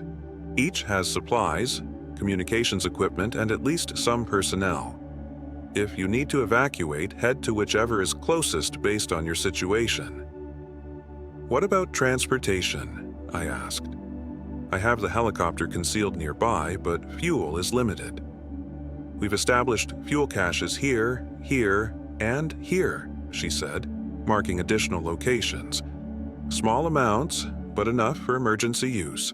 We're also working on securing more conventional vehicles, though anything with electronic systems newer than about 2010 is unreliable due to the EMP effects. Dr. Reed studied the map carefully. What's the situation with civilian populations? Are there refugee movements we should be aware of? The courier's expression darkened. It's getting bad in the cities. Food distribution is already breaking down. They're implementing rationing, but the system favors those who cooperate with the new authorities. People are starting to flee urban areas, heading into rural regions looking for resources. And the military response? I asked. Fractured. Some units are following orders from the compromised command structure. Others have gone independent, either joining resistance networks like ours or simply focusing on protecting their local areas. The situation is fluid and changes hourly. She checked her watch. I need to move out soon to make my rendezvous window. The data you've provided will be transmitted to trusted commanders across multiple regions. If all goes well, it could help unify resistance efforts and expose the conspiracy to forces still on the fence. Dr. Reed handed her a second flash drive. Backup copy, different encryption key, details included in the file. Route it through alternate channels as insurance. The courier nodded, securing this drive in a different location on her person. Smart. Redundancy might save us all. She stood and adjusted her gear. I should go. Maintain position here unless directly threatened. You're more valuable as an intelligence node than as active combatants. Be careful out there, I said as I walked her to the door. Those drones are getting more aggressive in their search patterns. Always am, she replied with a tight smile. See you on the other side of this, Kincaid. We watched from the window as she disappeared back into the forest, moving with the same careful precision with which she had arrived. The courier's visit had lasted less than 30 minutes, but had given us valuable information and, more importantly, established a solid connection to the emerging resistance network. What do you think? Dr. Reed asked when the courier was out of sight. She seemed legitimate, knew the protocols, had the right approach, shared useful intel. I agree. If Harrington can get that data to the right commanders, we might actually have a chance at exposing this thing. I nodded, but couldn't shake a growing unease. The drone activity she mentioned concerns me. If they're searching these mountains specifically, they might be tracking Dr. Reed's movements from the research facility. Or they might have detected our radio transmissions, she added. Either way, we should prepare for the possibility that this location isn't secure long-term. I glanced out the window again, scanning the clear blue sky. Somewhere out there, invisible to the naked eye, drones might be systematically searching for signs of human activity. Our isolation, which had seemed like protection, suddenly felt more like vulnerability. We were alone out here, with limited options if discovery came. We should establish an early warning system, I said, thinking out loud. Something to alert us if drones or ground forces approach. Dr. Reed nodded. And we need a quick evacuation plan. Predetermined route, essential supplies ready to go, rendezvous points if we get separated. We were no longer just hiding. We were preparing for the next phase of our own survival in a world that had fundamentally changed in less than 24 hours. The data package was on its way, but our role in this unfolding crisis was far from over. After the courier left, Dr. Reed and I spent the rest of the afternoon establishing security measures around the cabin. I set up a primitive early warning system using fishing lines strung between trees with small cans attached. Low tech, but effective for detecting ground approaches. For aerial surveillance, we were more vulnerable, but I positioned small mirrors at strategic points that would catch the sun and flash when anything moved above the tree canopy. Not perfect, but it'll give us some warning, I explained as I came back inside. I also marked out escape routes in 3 directions, avoiding open areas where possible. Dr. Reed nodded, looking up from the maps she'd been studying. Good. I've been monitoring radio chatter. It sounds like they're establishing control zones radiating out from major population centers. Billings is under full lockdown now, with military checkpoints on all access roads. What about smaller communities? Variable. Some appear to have local authorities cooperating with the new command structure. Others are resisting or simply isolated enough to be low priority for now. I checked my watch. It was nearing 4 in the afternoon. The courier should have reached Harrington's position by now if everything went smoothly. We'll know at the next scheduled contact, Dr. Reed said. 7 o'clock, assuming the frequency remains open. As evening approached, we prepared a simple meal from the cabin supplies. The normalcy of cooking and eating felt surreal against the backdrop of what was happening in the wider world. We ate mostly in silence, each lost in our own thoughts about what the coming days might bring. After dinner, I checked our defenses again, making a complete circuit around the cabin perimeter. The forest was quiet, the approaching darkness bringing with it a chill that suggested rain might be coming. Good for us.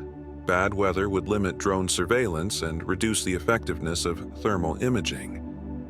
When I returned inside, Dr. Reed was adjusting the radio, preparing for our scheduled contact with Harrington. At precisely 7, she tuned to the designated frequency and transmitted our call sign. We waited, but received only static in response. Could be atmospheric interference, I suggested after several minutes of silence. Or they might be maintaining radio silence for security reasons. Dr. Reed frowned. Possible. Or something's happened to Harrington and his team. We tried again at 8 o'clock with the same result. No response, just the empty hiss of static across the airwaves. The silence was unnerving, suggesting either communication difficulties or worse. Should we try other frequencies? I asked. See if there's any general information available? Dr. Reed considered this. Briefly, but minimal transmission time to avoid detection. I tuned through several frequencies used by the informal network of ham radio operators we'd heard earlier. Most were silent now, but on one channel we caught fragments of a conversation between operators in different locations. Region 3, under full control, one voice reported. Resistance cells identified and neutralized. Phase 3, preparations underway. Another voice responded, confirmed. Timeline accelerated due to unexpected resistance in mountain sectors. Command advises all units to prepare for civilian management protocols effective 0600 tomorrow. The conversation continued with reports from various locations describing military movements, resistance activities, and something called population processing centers being established in major urban areas. "These aren't our people," Dr. Reed whispered, her face pale. "This is their command network." I immediately shut off the radio. "They're using amateur frequencies for coordination? Smart tactic. Legitimate resistance networks are using the same channels, making it difficult to distinguish friend from foe without proper authentication." She shook her head. "But what they were describing confirms our worst fears. They're accelerating their timeline for Phase 3. Which is what, exactly? Direct population control, cataloging, registering, and segregating civilians based on their potential threat level or usefulness to the new regime." Her voice was clinical, but I could see the horror in her eyes. History has many examples of what happens next. I absorbed this in silence. The scope of what we were facing continued to expand. This wasn't just an attack on infrastructure or military targets. It was a comprehensive effort to reshape American society through force and fear. "We need to make contact with Harrington," I said finally. "The courier should have reached him hours ago." "We'll try again at 9, Doctor." Reed agreed. "But we should prepare for the possibility that their position has been compromised." The thought was unsettling. If Harrington's resistance group had been discovered and neutralized, our evidence might never reach the commanders who could use it effectively. We might be alone out here, with only our own resources to rely on. I checked our supplies again, mentally calculating how long we could sustain ourselves in the cabin. Food for perhaps 3 weeks with careful rationing. Water was plentiful, thanks to the nearby stream. Medical supplies were limited but adequate for minor injuries. Fuel for the helicopter was the biggest concern. Enough for perhaps 2 hours of flight time. Not nearly enough to reach a truly safe location if such a thing still existed. If we can't make contact with Harrington, what's our next move? I asked Dr. Reed. She considered the question carefully. We have 3 options. Stay here and continue attempting to establish contact. Try to reach one of the rally points the courier marked on the map. Or attempt to find another resistance group to pass the evidence to. Each with its own risks, I noted. Yes, staying puts us at risk of discovery if they're systematically searching these mountains. Moving exposes us to potential interception. And seeking other resistance groups might lead us into a trap if we can't properly authenticate them. Outside, rain began to fall, pattering gently on the cabin roof. I moved to the window and looked out at the darkening forest. The weather would provide some cover, but also complicate any potential movement if we needed to evacuate quickly. At 9 o'clock, we tried again to contact Harrington. This time, to our relief, we received a response, though the signal was weak and breaking up. "Kincaid, this is Harrington. Secure transmission limited to 30 seconds. Courier arrived safely. Data received and authenticated. Distributed to trusted commanders in 3 sectors. Resistance coalescing around evidence. Your location may be compromised. Surveillance drones identified in your sector. Advise immediate relocation to Rally Point Charlie. Will attempt contact at 0700 tomorrow. Harrington out." the transmission ended before we could respond, leaving us with the critical information but no opportunity for questions. Dr. Reed and I exchanged glances. "Rally Point Charlie," I said, pulling out the map the courier had marked. "That's here, about 15 miles northeast. Rough terrain, but feasible on foot if necessary." "He said our location may be compromised," Dr. Reed noted. "How would they know to search this specific area?" I considered the possibilities. They might have tracked your movement from the research facility, or intercepted our radio transmissions, or followed the courier, though she seemed confident she'd lost any pursuit. "Or there's another explanation, Doctor," Reed said darkly.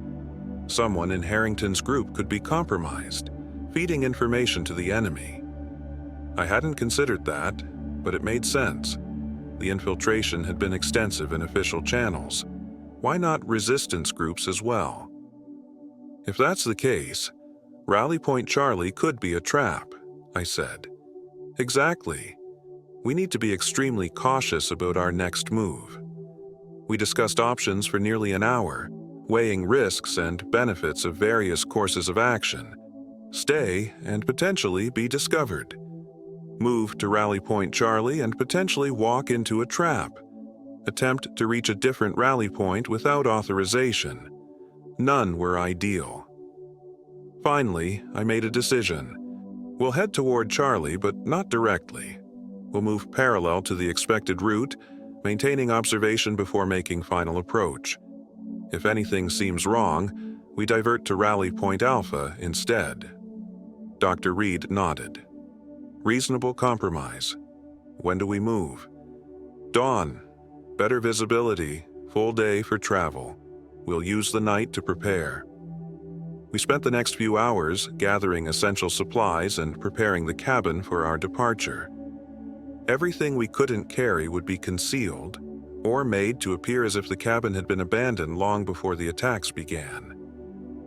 I had a hidden compartment beneath the floorboards where I stored emergency supplies and valuables. Now it would hold any equipment we might need to return for later.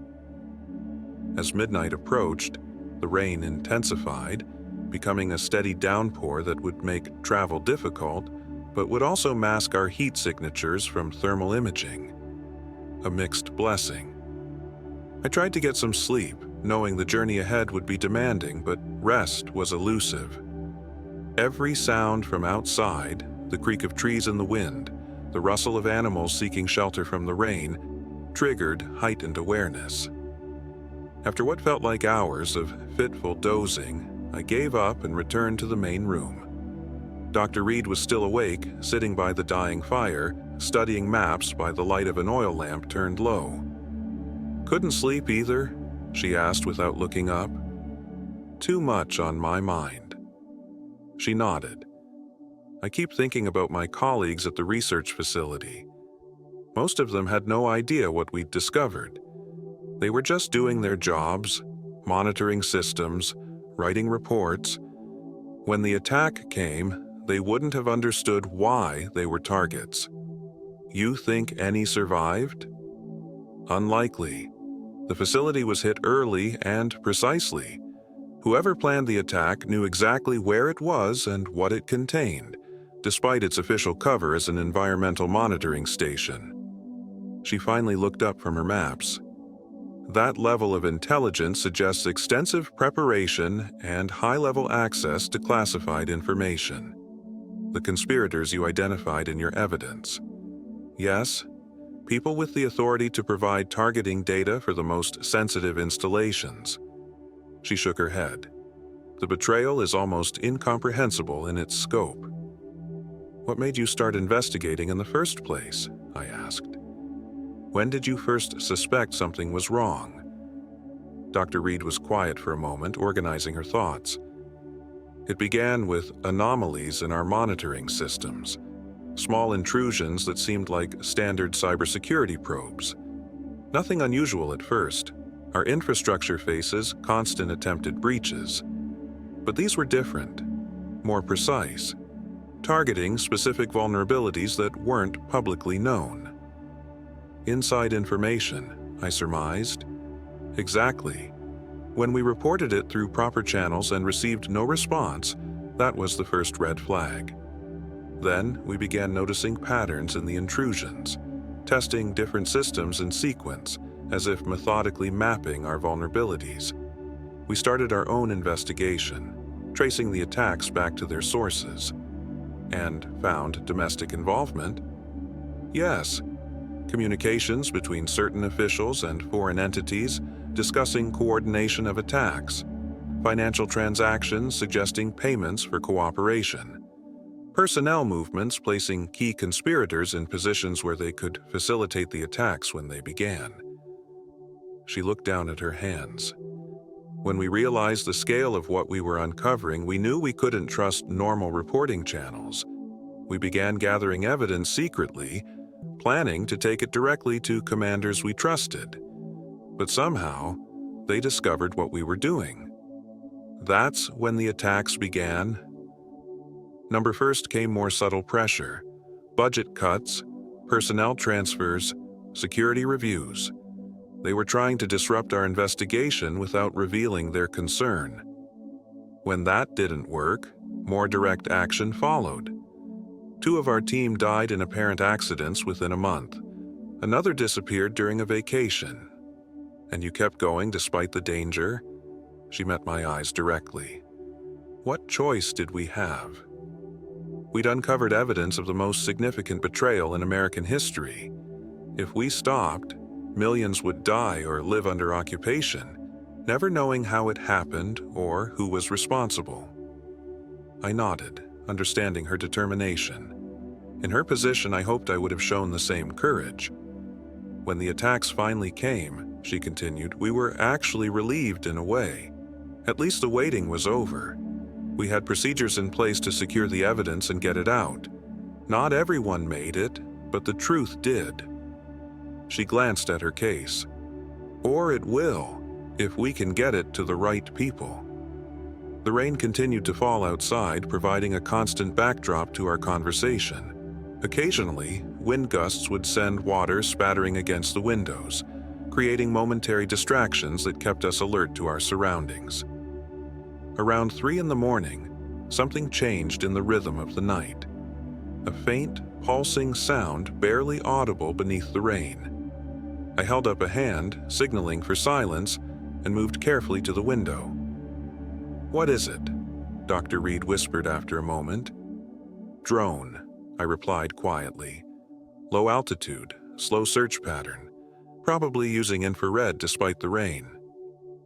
We extinguished the oil lamp immediately and moved away from the fireplace, whose embers still radiated heat that might be detected. The sound grew slightly louder as the drone approached our position, then began to fade as it continued its pattern. "Do you think it spotted us?" Dr. Reed asked when the sound had faded completely. "Hard to say. With the rain and our minimal heat signature, we might have escaped detection. But we can't count on that.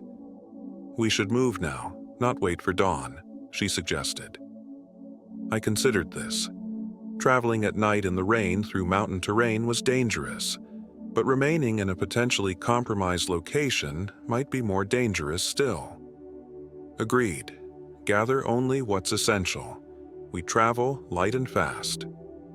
Within 15 minutes, we had packed the bare necessities: food, water, medical supplies, navigation tools, the radio, and of course, Dr. Reed's evidence. I left a note hidden in the secret compartment beneath the floorboards, encoded in a personal cipher that only I would understand, indicating our planned route in case friendly forces came looking for us later. Before leaving, I used a small mirror to check for the drone again, scanning the sky methodically. No sign of it visually, and the sound had not returned.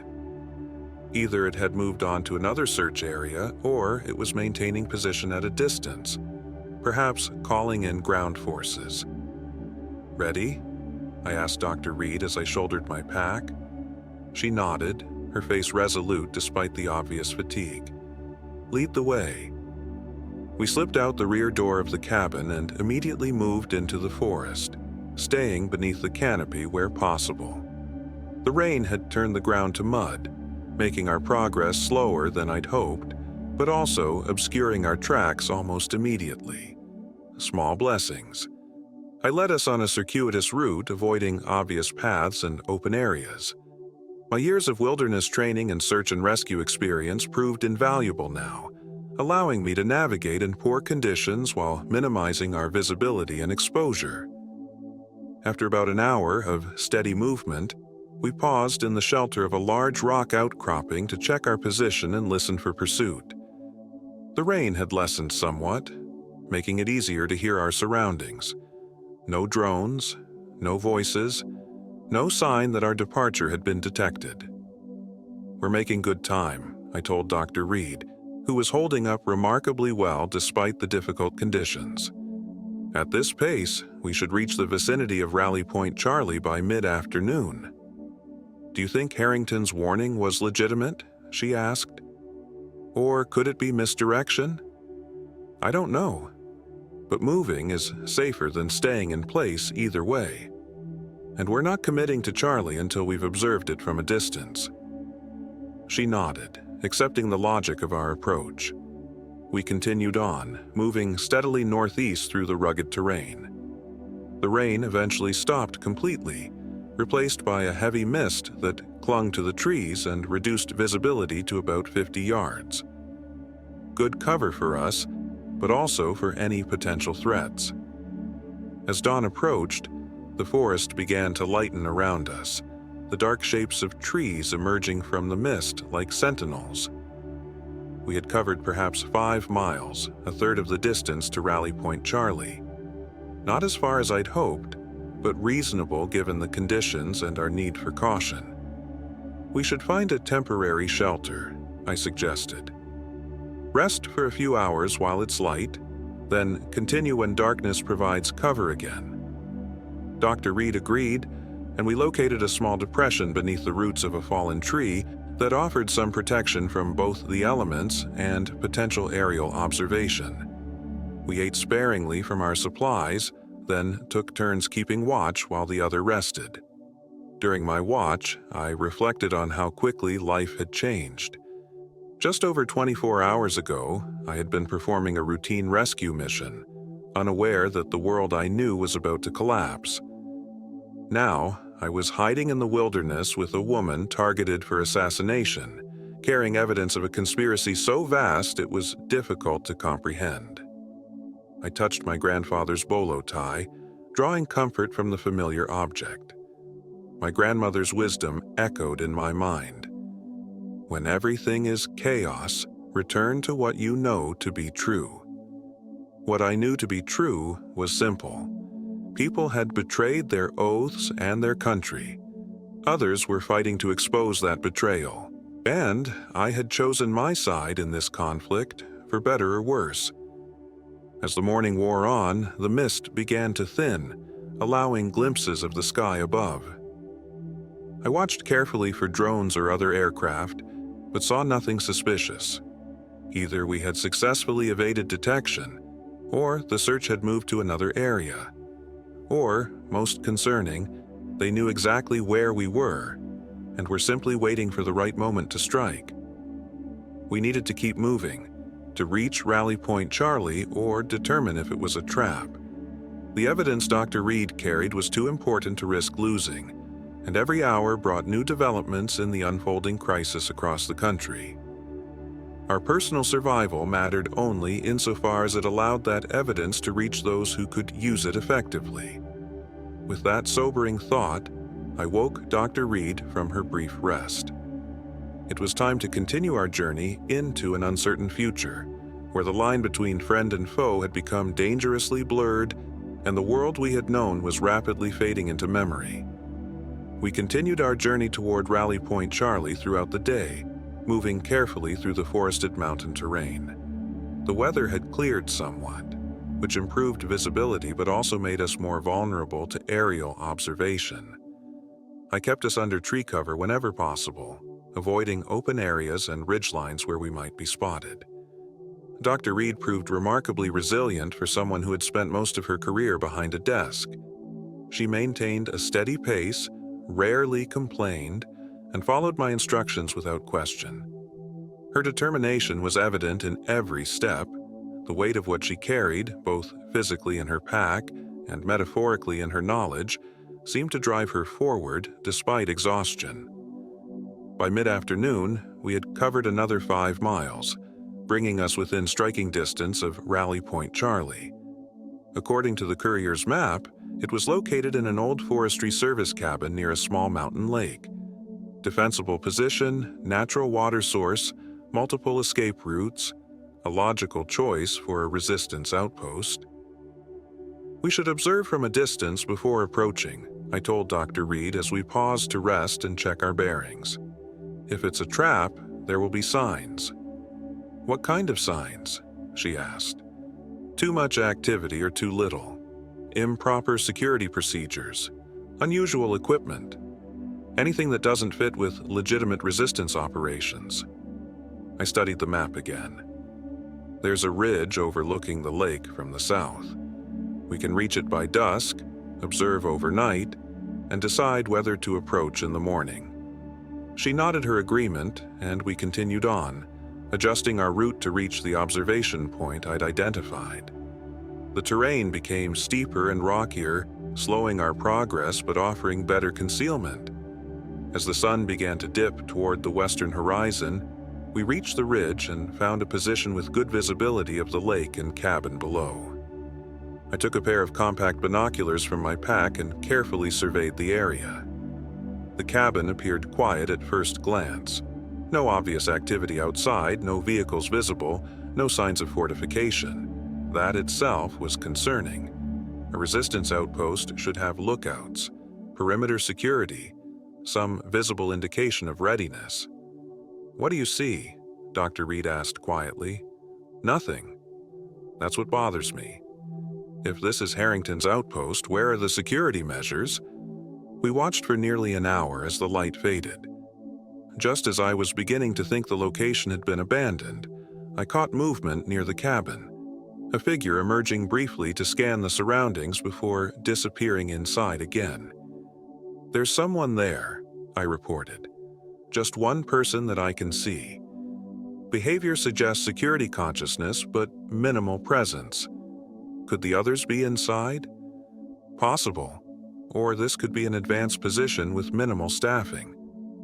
As darkness fell, a faint light appeared in one of the cabin windows, carefully shielded to minimize visibility from a distance. Professional procedure, consistent with resistance operations. Still, something felt wrong about the situation. We wait and watch through the night, I decided. Approach at first light if everything seems clear. We took turns keeping watch, each getting a few hours of much-needed rest. The night passed uneventfully, with no additional activity observed at the cabin. No patrols, no shift changes, no communication signals visible. Either this was a very small outpost, or something was off. Dawn brought better visibility and a decision point. The cabin remained quiet, with still no sign of the activity I would expect from a resistance rally point. We had two options: continue observation from a distance, potentially wasting valuable time if the location was legitimate, or approach directly and risk walking into a trap if it wasn't. "What do you think?" I asked Dr. Reed, who had been studying the scene intently. "The lack of activity is concerning," she admitted. "But Harrington specifically directed us here, and the evidence needs to reach his network as quickly as possible." "We could try to make radio contact first," I suggested. She shook her head. "Too risky. If it is a trap, the transmission would confirm our position." After careful consideration, I proposed a compromise. "I'll approach alone, using an indirect route that gives me multiple fallback options. You remain here with the evidence, maintaining observation. If anything happens to me, you head for Rally Point Alpha instead." Dr. Reed didn't like it, but she acknowledged the logic. "How will I know if it's safe to approach?" "I'll make a visual signal. 3 short flashes with this." I handed her the signal mirror from my pack. If you don't see that within 1 hour of my arrival, assume compromise and move out immediately. We reviewed the plan twice more, ensuring both of us understood the contingencies. Then, with a last check of my minimal equipment, I began making my way down from the ridge toward the cabin, using a circuitous approach that kept me concealed as long as possible.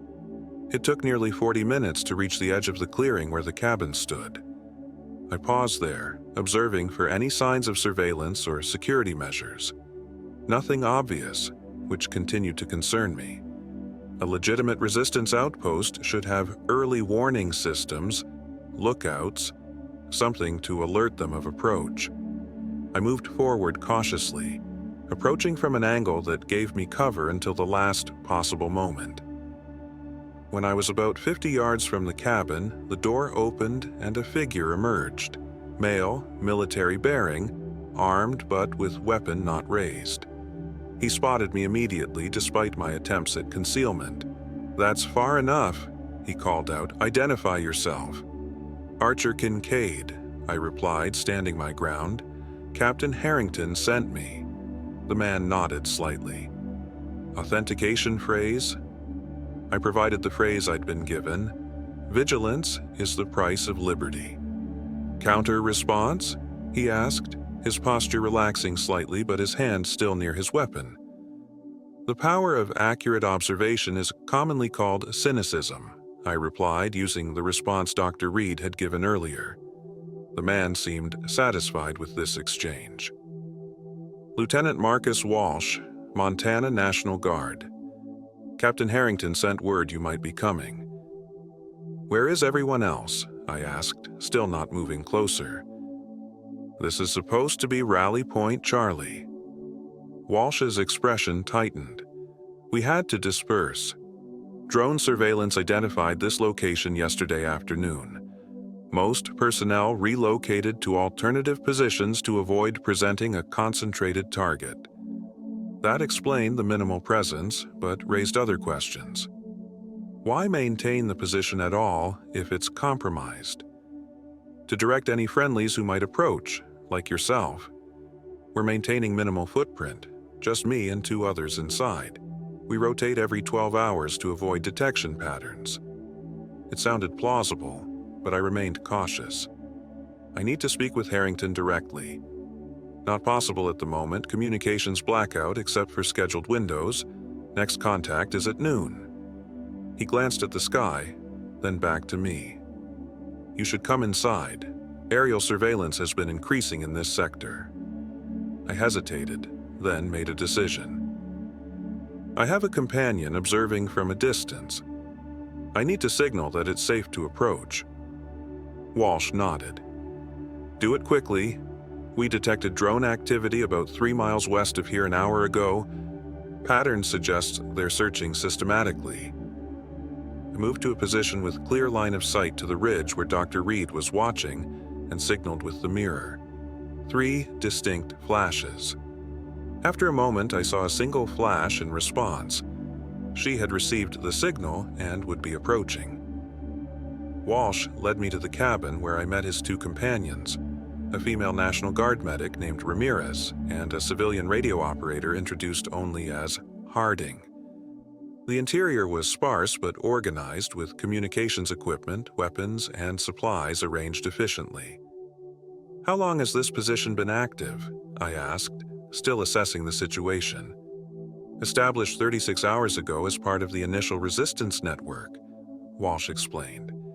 "It was secure until yesterday. We're maintaining it as a waypoint only now, directing friendlies to secondary locations." "Which is where Harrington is now?" "Correct. Alpha Site, about 20 miles northeast of here. Better defensive position, harder to detect from the air." This aligned with what we knew, increasing my confidence in Walsh's legitimacy. Still, I maintained awareness of my surroundings and potential escape routes. Trust was a luxury in this new reality. Dr. Reed arrived about 20 minutes later, approaching with appropriate caution. After introductions and a brief explanation of the situation, Walsh suggested we rest and resupply before continuing to Alpha Site, when darkness would provide better cover. "What's the latest information you have?" Dr. Reed asked as we shared a simple meal of military rations. "Has our evidence made any difference?" Walsh nodded. "Significant impact. Harrington distributed it to trusted commanders in 3 sectors. Multiple military units have broken from the compromised chain of command as a result. The conspirators are facing internal resistance they didn't anticipate." "What about the broader situation?" I asked. "Urban centers? Civilian population?" His expression darkened. Phase 3. Implementation continues. Major cities under full military control. Population registration and categorization underway. They're separating people based on potential threat level, military background, government experience, security clearance, even academic specialties that might aid resistance. "Concentration of potential opposition," Dr. Reed observed grimly. "Classic authoritarian tactic."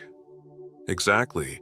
They're calling them emergency relocation centers officially, but reports from inside suggest conditions are deteriorating rapidly. Food and medicine being used as control mechanisms." Ramirez, the medic, joined the conversation. "I have family in Denver. Last communication I received, they were being processed for temporary housing based on my military affiliation. That was yesterday morning. Nothing since." The personal cost of this crisis was becoming more evident with each conversation. Not abstract concepts of power and control, but real people caught in forces they barely understood.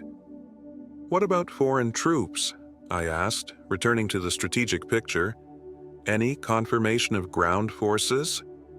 Walsh exchanged glances with Harding before answering. "Limited, but present. Primarily special operations units at this stage, supporting compromised domestic forces rather than conducting independent operations. The real threat remains internal. American military and law enforcement operating under the new command structure. Which makes your evidence so crucial," Harding added, speaking for the first time. His voice had the measured cadence of someone accustomed to radio communication. "It provides concrete proof that this isn't just a foreign attack, but an internal coup using foreign assistance as cover for domestic power consolidation." Dr. Reed nodded. "That was always their strategy. Create an external threat severe enough to justify emergency powers, then use those powers to restructure authority permanently." We spent the next few hours reviewing maps and planning our route to Alpha Site. According to Walsh, the journey would take approximately 6 hours on foot through difficult terrain.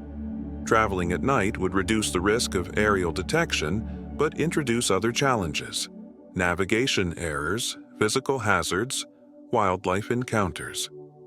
"We have night vision equipment," Walsh offered. "Limited supply, but enough for point and rear security." As we prepared for departure, Harding monitored radio frequencies for any relevant information. Just after 4 in the afternoon, he called us over urgently. "New transmission on the emergency broadcast frequency," he reported. "They're announcing the formation of an emergency governing council to coordinate response to the ongoing attack and ensure continuity of essential services." We gathered around the radio as the announcement continued. The council would consist of military leaders, remaining government officials, and private sector executives with critical infrastructure expertise. Emergency powers had been granted to this council for an indefinite period necessary to ensure national security. "And there it is, Doctor," Reed said quietly. "The legitimate government replaced by their puppet structure. Phase 3, nearly complete." "Who's on this council?" I asked. Harding adjusted the radio, trying to get a clearer signal as the names were read. "Several high-ranking military officers, including 3 we recognized from Dr. Reed's evidence of the conspiracy. multiple cabinet secretaries and agency directors, and, most tellingly, executives from major technology, energy, and defense corporations, positions that should have no place in an emergency government structure. They're not even being subtle about it, Walsh observed. That list includes some of the most notorious war profiteers and corporate raiders in the country. The chaos provides cover for what would normally be unacceptable, Dr. Reed explained. People are frightened, disoriented, desperate for stability. They'll accept authority from almost anyone who promises security, especially when wrapped in familiar patriotic language. The broadcast concluded with implementation instructions for local authorities, including curfews, resource rationing protocols, and community security measures that sounded suspiciously like informant networks. We need to get this information to Harrington immediately, Walsh decided. This accelerates everything. Despite the risk, he authorized a brief encrypted transmission to Alpha Site, informing them of the announcement and requesting guidance. The response came quickly. Proceed to Alpha Site with all personnel and equipment. Increased security measures in effect. Use alternative approach Route Delta. They're consolidating forces, Walsh explained as he destroyed the transmission records, bringing key assets together rather than maintaining distributed network. That's significant. Why? I asked. Wouldn't distributed forces be harder to neutralize? Yes, but harder to coordinate effectively. This suggests they're moving from survival mode to active resistance. Your evidence may have been the catalyst they needed. We accelerated our preparations after that, aiming to depart at dusk rather than full darkness. The risk calculation had shifted. Speed now mattered more than absolute stealth. As we packed, Walsh briefed us on the alternative route we would take to Alpha Site. Longer, but avoiding areas likely to be under surveillance. Ramirez distributed additional supplies, better food rations, medical kits, ammunition for the weapons Walsh had issued us. I accepted a sidearm despite my usual preference for traveling unarmed. The rules had changed and personal principles needed to adapt to survival realities. By 6 p.m, we were ready to move out. Walsh took point, leading us along a game trail that wound through dense forest away from the cabin. Dr. Reed and I followed, with Ramirez and Harding bringing up the rear. We moved quietly but efficiently, maintaining good spacing while staying within visual contact of each other. The forest darkened quickly as the sun dipped below the mountains to the west. Walsh activated his night vision equipment, using it periodically to scan the path ahead.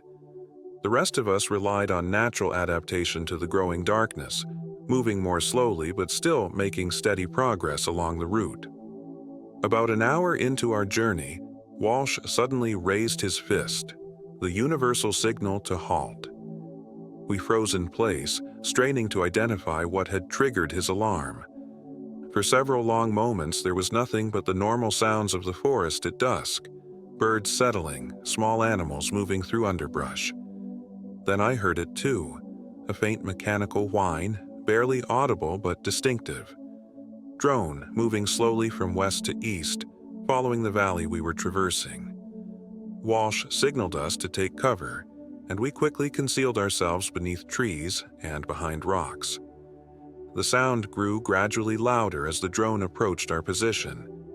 It was flying low, just above the tree canopy, likely using thermal imaging to search for human heat signatures. We remained motionless, controlling our breathing, minimizing our profiles. The drone passed almost directly overhead, close enough that I could make out its silhouette against the darkening sky, larger than the commercial models, with multiple sensor packages visible beneath its frame, military grade, designed specifically for surveillance and targeting. We remained hidden for several minutes after the sound had faded, ensuring the drone had moved on before resuming our journey. This encounter reinforced the danger we faced. These mountains were being actively searched, with technology specifically designed to find people trying to hide. "They're getting more thorough," Walsh observed quietly as we continued moving. pattern suggests they're narrowing the search area based on intelligence. Could someone have talked? Ramirez asked. Given up locations? Possible. Or they might be using predictive algorithms based on terrain analysis and known resistance tactics. Walsh adjusted our route slightly, taking us higher up the slope where the tree cover was thicker. Either way, we need to assume they know more than we'd like. The next few hours passed in tense silence as we made our way through increasingly difficult terrain. The alternative route took us away from established trails, forcing us to navigate through dense underbrush and across steep, rocky sections. Progress was slower than planned, but we were moving in the right direction, each step taking us closer to the relative safety of Alpha Site. Around midnight, we paused for a brief rest and to check our bearings. Walsh confirmed we were approximately halfway to our destination, making good time despite the challenges. As we shared water and energy bars, Harding monitored his portable radio, scanning frequencies for any useful information. Picking up increased chatter on multiple channels, he reported. Military movements around major population centers. Sounds like they're increasing the security cordon, restricting civilian movement even further. Consolidating control, Dr. Reed commented. Standard procedure once the new governing structure is announced. They'll tighten restrictions incrementally, establishing the new normal before people can effectively resist. Walsh checked his watch and signaled it was time to move again. We gathered our equipment and continued on, now descending into a narrow valley that would eventually lead us toward Alpha Site. The terrain here was more open, with less tree cover, increasing our vulnerability. We moved from shadow to shadow using natural features for concealment whenever possible. As we crossed a small stream at the valley bottom, I noticed Walsh becoming increasingly alert, checking his surroundings more frequently. Something was bothering him, though he hadn't yet signaled danger. "What is it?" I asked quietly when we paused briefly on the other side of the stream. "Not sure," he admitted. "Something feels off. This route should have a recognition signal about half a mile ahead. Infrared marker only visible with proper equipment. Standard procedure to guide friendlies to safe approaches. And if it's not there, could mean Alpha Site has been compromised and protocols changed, or could mean nothing. Equipment failure, miscommunication." He adjusted his night vision goggles. "We'll proceed with increased caution." The sense of unease spread through our small group as we continued. Everyone was more alert now, scanning for any sign of danger or inconsistency. The forest seemed to grow quieter around us, the normal night sounds diminishing as if the wildlife sensed something we couldn't yet identify. When we reached the point where the recognition signal should have been visible, Walsh spent several minutes carefully scanning the area through his night vision equipment. His posture grew increasingly tense. "Nothing," he finally reported. "No signal. No sign it was ever here." "What do we do?" Ramirez asked. Walsh considered our options. "We have 3 choices. Continue to Alpha Site assuming protocol change, divert to secondary rally point, or take defensive position and attempt communication." Dr. Reed and I exchanged glances. The evidence she carried was too important to risk walking into a potentially compromised situation. "Communication seems safest," she suggested. "If Alpha Site is secure, they can verify their status." Walsh nodded in agreement. "We'll find defensible position first. No transmission until we're properly secured." He led us to a rocky outcropping about a quarter-mile off our planned route. The formation provided good cover and multiple escape routes if needed. Once we were positioned, Harding set up his equipment for a brief encrypted transmission to Alpha Site. "Core Alpha, this is Pathfinder. Recognition signal Alpha 6 not found at designated coordinates. Request verification of current protocols. Authentication code Sierra Echo 539. We waited in tense silence for a response. Seconds stretched into minutes with nothing but static from the radio. Harding tried again, using an alternative frequency. No response, he reported after another attempt. Either they're maintaining calm silence or something's wrong. The implications were concerning. Alpha Site should have acknowledged the transmission, even if only to direct us to maintain radio silence. The lack of any response suggested a serious problem. We need to assume compromise until proven otherwise, Walsh decided. We divert to secondary rally point immediately. As he began outlining the new route on his map, Harding suddenly raised his hand for silence. He adjusted his radio, listening intently to something the rest of us couldn't hear through the small earpiece he wore. "Picking up military communications," he whispered. "Encrypted, but using old algorithm our side cracked. Strike force deployment. They're mentioning Alpha Site by coordinates." Walsh's expression hardened. "How long ago?" "Transmission is live. Operation in progress now." The implication was clear. Alpha Site was under attack, likely compromised. Our planned destination had become a trap. Harrington and his people were either captured, killed, or in active combat at this very moment. "We move now," Walsh ordered. "Secondary rally point, maximum speed while maintaining security. We have critical intelligence they need to know." As we gathered our equipment to move out, I couldn't help but wonder what had gone wrong. How had Alpha Site been discovered? Was it random search patterns that got lucky, or specific intelligence pointing directly to their location? Either way, our situation had become significantly more dangerous. The evidence Dr. Reed carried was now even more crucial, as resistance leadership might have been captured or killed in the raid. We headed out into the darkness, moving as quickly as security allowed, acutely aware that the noose was tightening around the fragmented resistance forces. Whatever happened at Alpha Site, one thing was certain. The war for America's future was entering a new and more dangerous phase, and we were caught directly in its path. EchoSite's evacuation protocol moved with impressive efficiency. Within minutes of the alarm, essential equipment was packed, sensitive documents secured or destroyed, and personnel organized into evacuation teams with designated routes and rendezvous points. 3 helicopters approaching, military configuration, reported a resistance fighter monitoring a primitive radar system. ETA 5 minutes. Ground vehicles also detected on access roads. "Coordinated assault," Peterson noted grimly. "They're blocking escape routes while air assets provide surveillance and potential air-to-ground capability."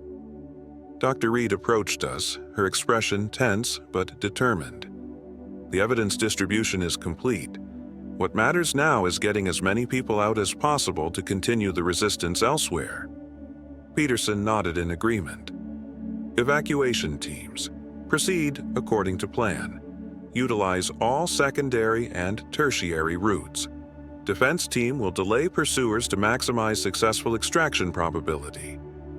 I found myself assigned to an evacuation team with Dr. Reed, Walsh, and 3 resistance fighters I hadn't met before. Our designated escape route led through a maintenance tunnel that connected to an old ventilation shaft, eventually emerging in a forested ravine nearly half a mile from the main facility. "What about my helicopter?" I asked, suddenly remembering the Bell 407 concealed in the ravine near my cabin. "Location compromised," Peterson said flatly. "We have to assume they've identified and secured all known aircraft in the region. Focus on ground escape now, worry about transportation assets later." It made sense, but the loss of the helicopter felt significant, not just as transportation, but as a final connection to my previous life. I pushed the thought aside and focused on the immediate situation.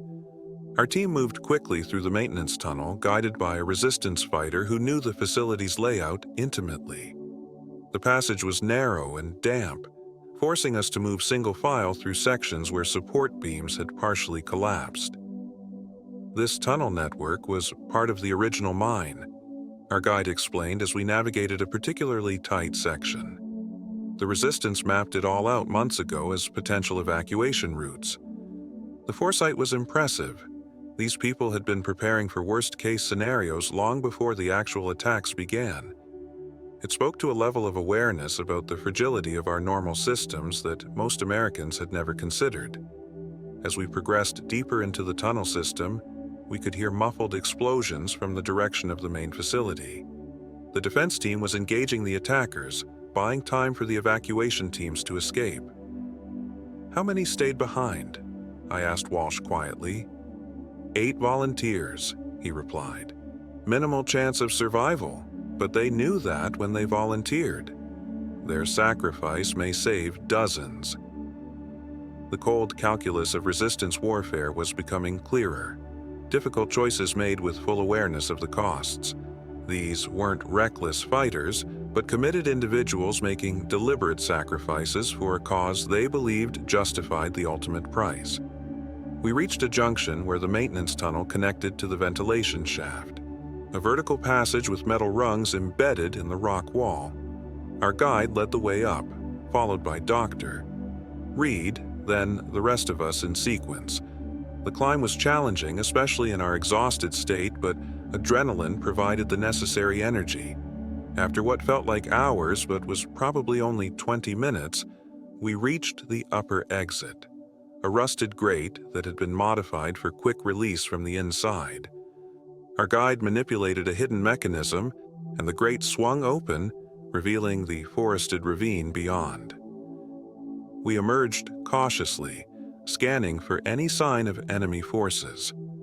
The ravine appeared clear, with dense tree cover providing good concealment from aerial observation. In the distance, we could hear helicopter rotors and sporadic gunfire, the assault on Echo Site continuing. We moved northeast, our guide instructed, 7 miles to the first rendezvous point. Stay under tree cover whenever possible. If separated, continue to the rendezvous independently.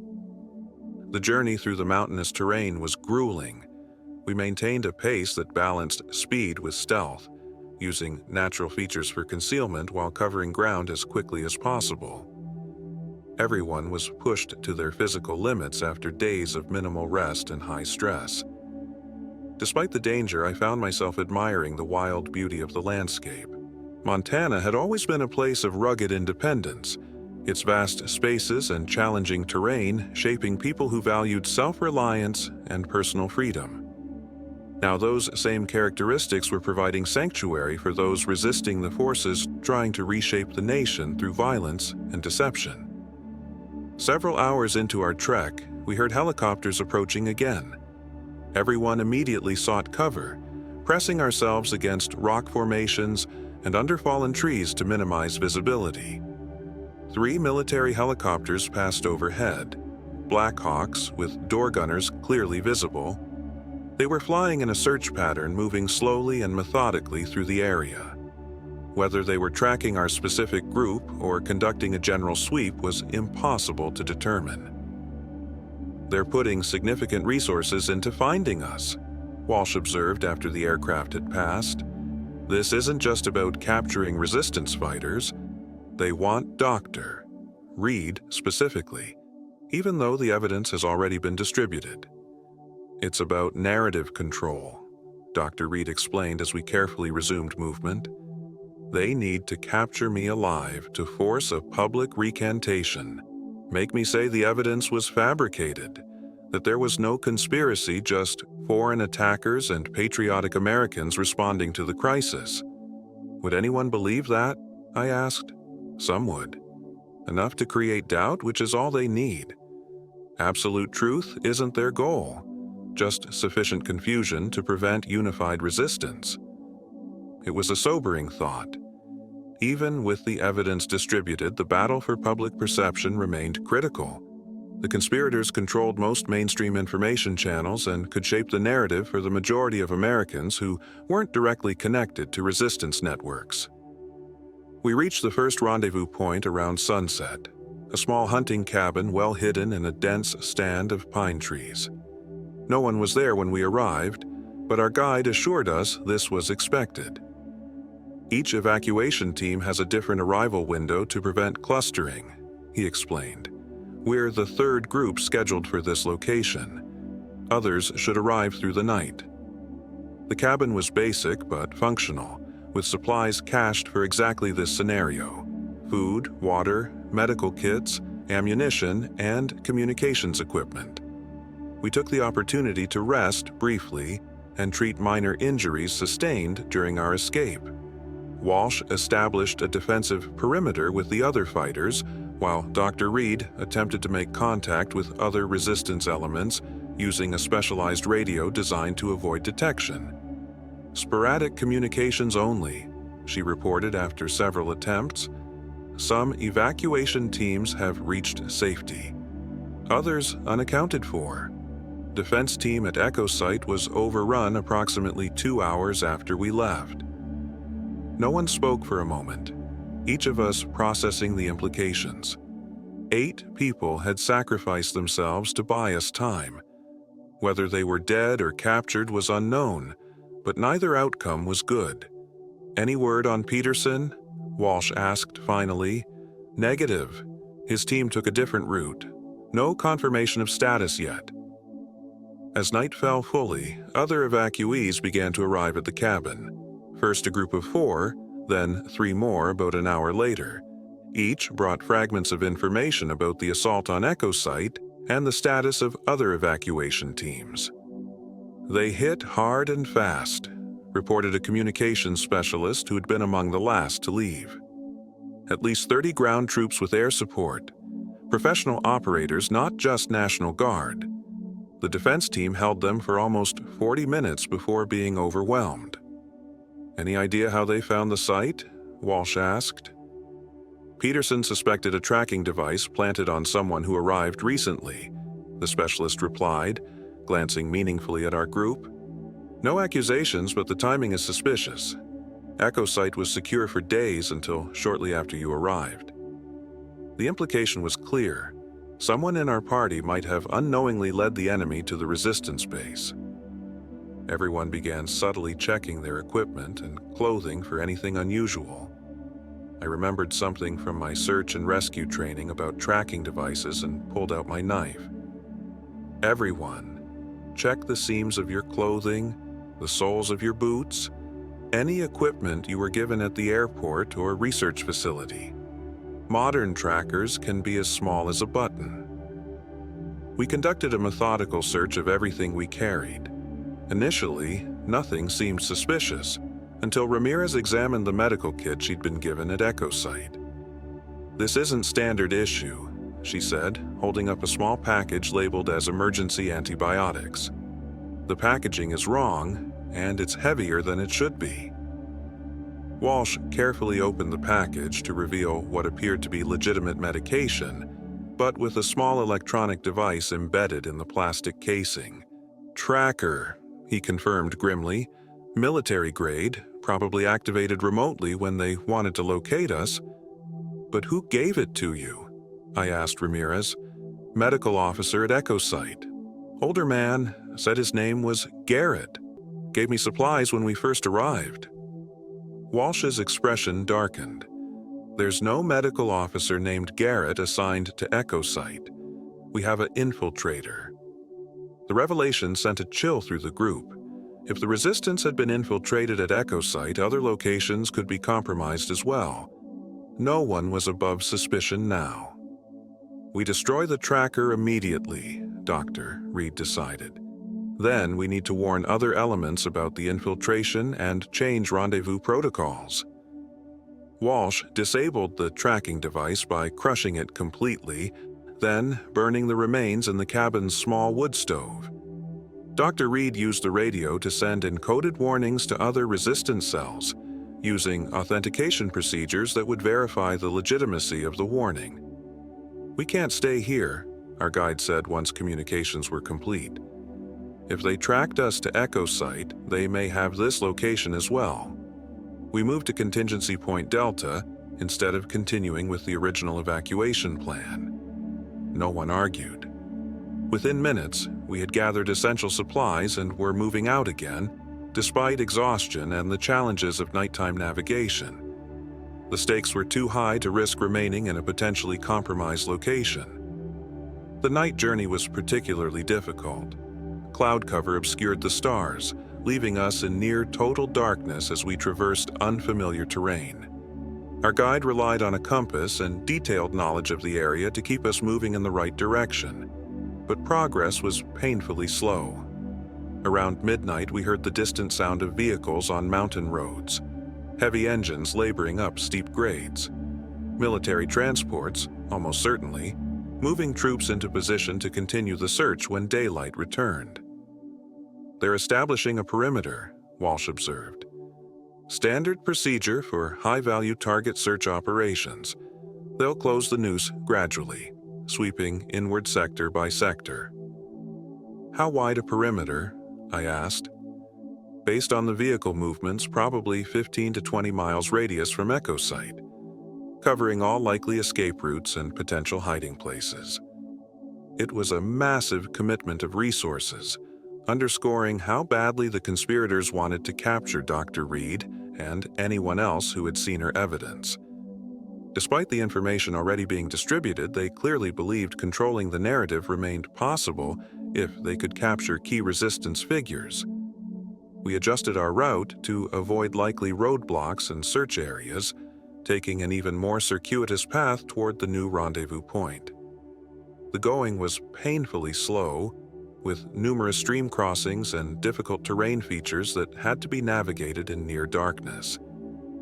Dawn found us still several miles from our destination, exposed in daylight with helicopter searches likely to resume soon. We found a densely forested area with a small cave-like rock formation that offered some protection and concealment.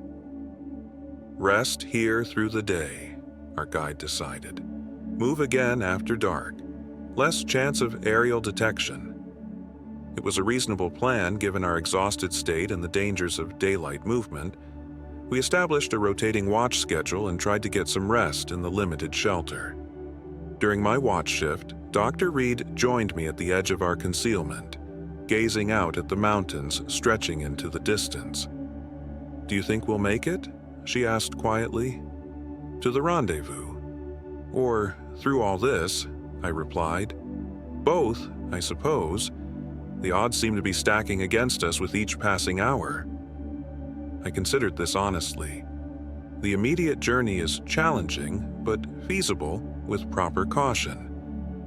As for the broader situation, I think the resistance has a fighting chance now that your evidence is being distributed. Whether that translates to actual victory depends on too many variables to predict. She nodded, seeming to appreciate the lack of false reassurance. I keep thinking about the research facility, my colleagues who didn't make it out. They died because I insisted on gathering evidence instead of just running when we first discovered the conspiracy. Their deaths are on me. "No," I said firmly. "Their deaths are on the people who betrayed their country and ordered the attacks. You were trying to expose the truth, not cause harm." "Intention versus outcome," she said with a sad smile.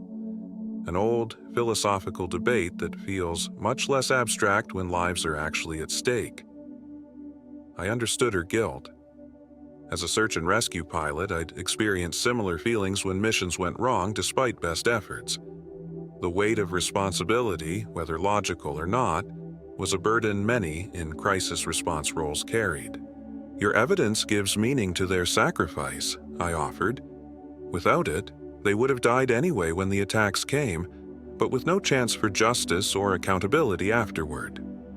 She considered this.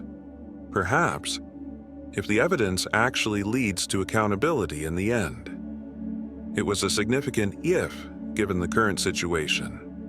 The conspirators controlled major population centers, key infrastructure, and significant military assets.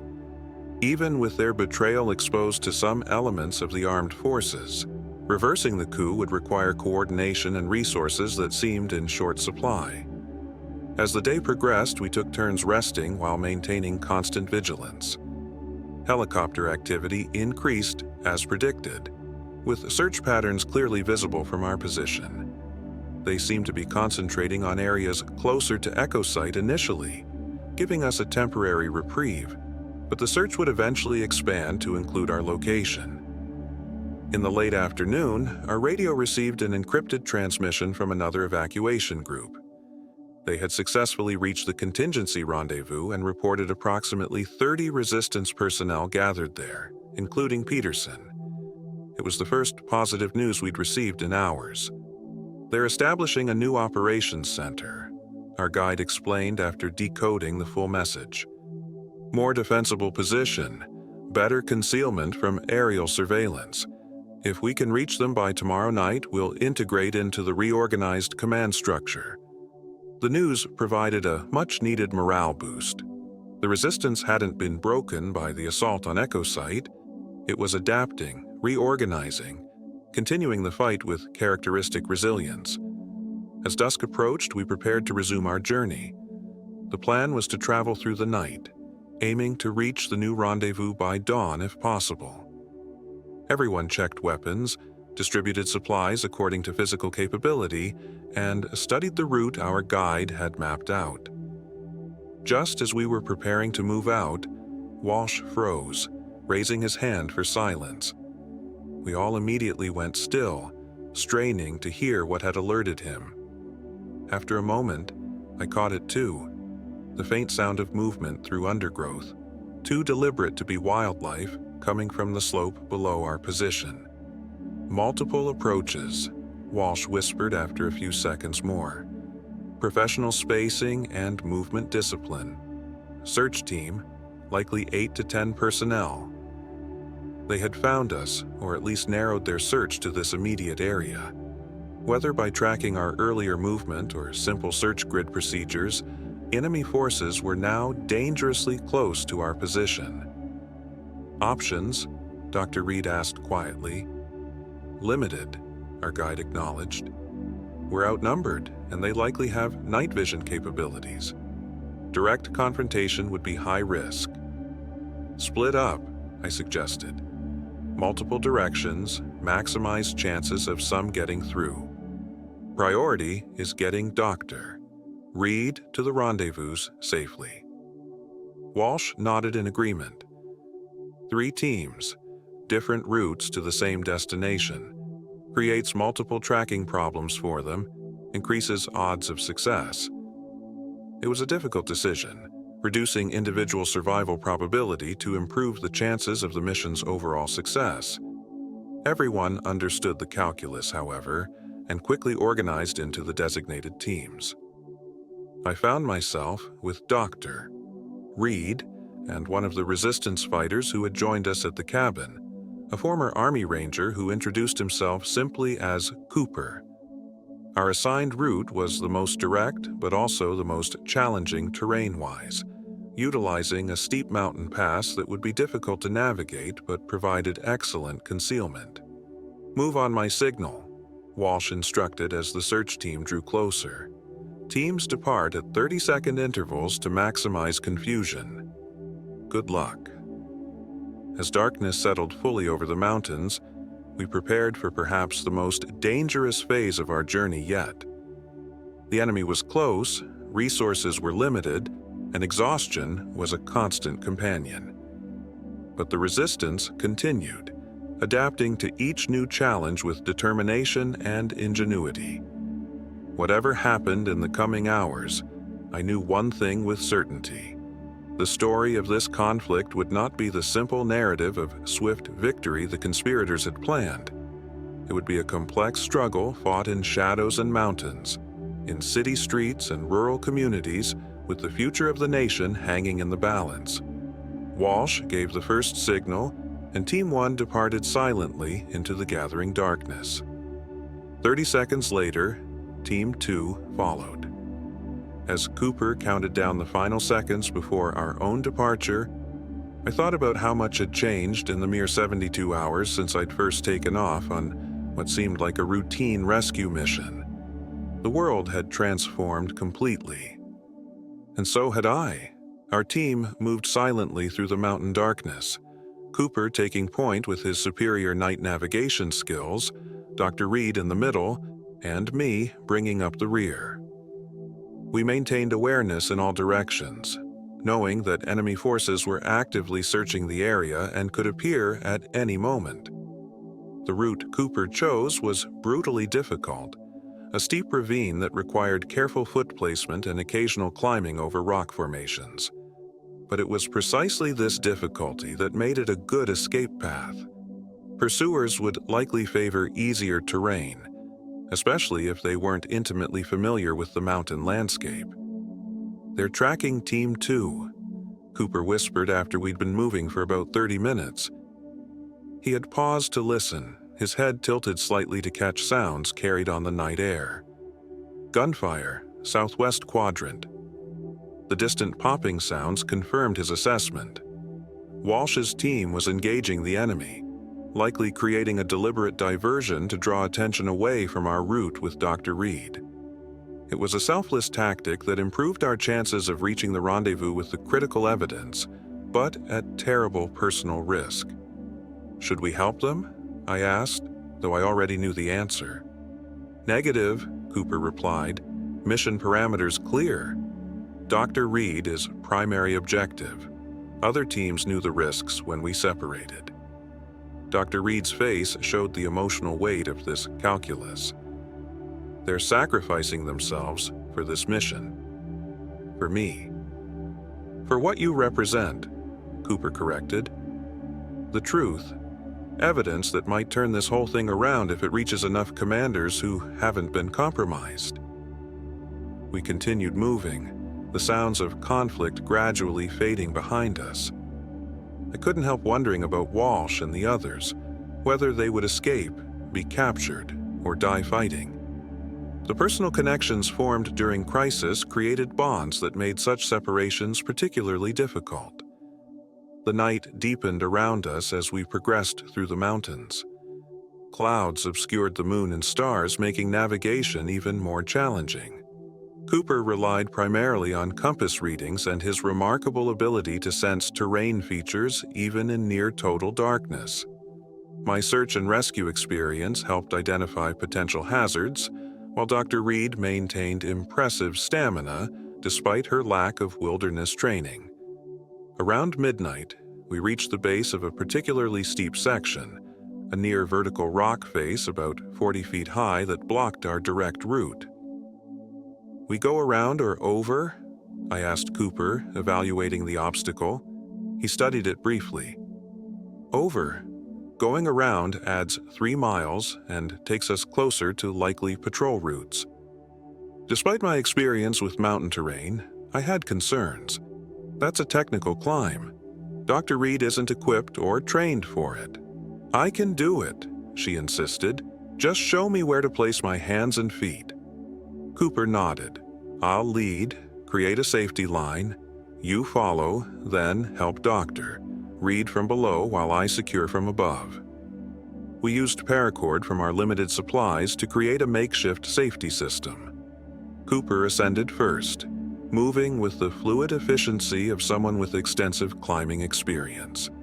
I followed, finding the hand and footholds he identified, then helping guide Dr. Reed up the face. She struggled at several points but refused to complain or give up. Her determination was remarkable, driven by a clear understanding of what was at stake. When we finally reached the top, all 3 of us were breathing hard from the exertion, but we'd overcome a major obstacle in our journey. 15 miles to the rendezvous," Cooper said after consulting his map and compass. "If we maintain pace, we'll arrive shortly after dawn."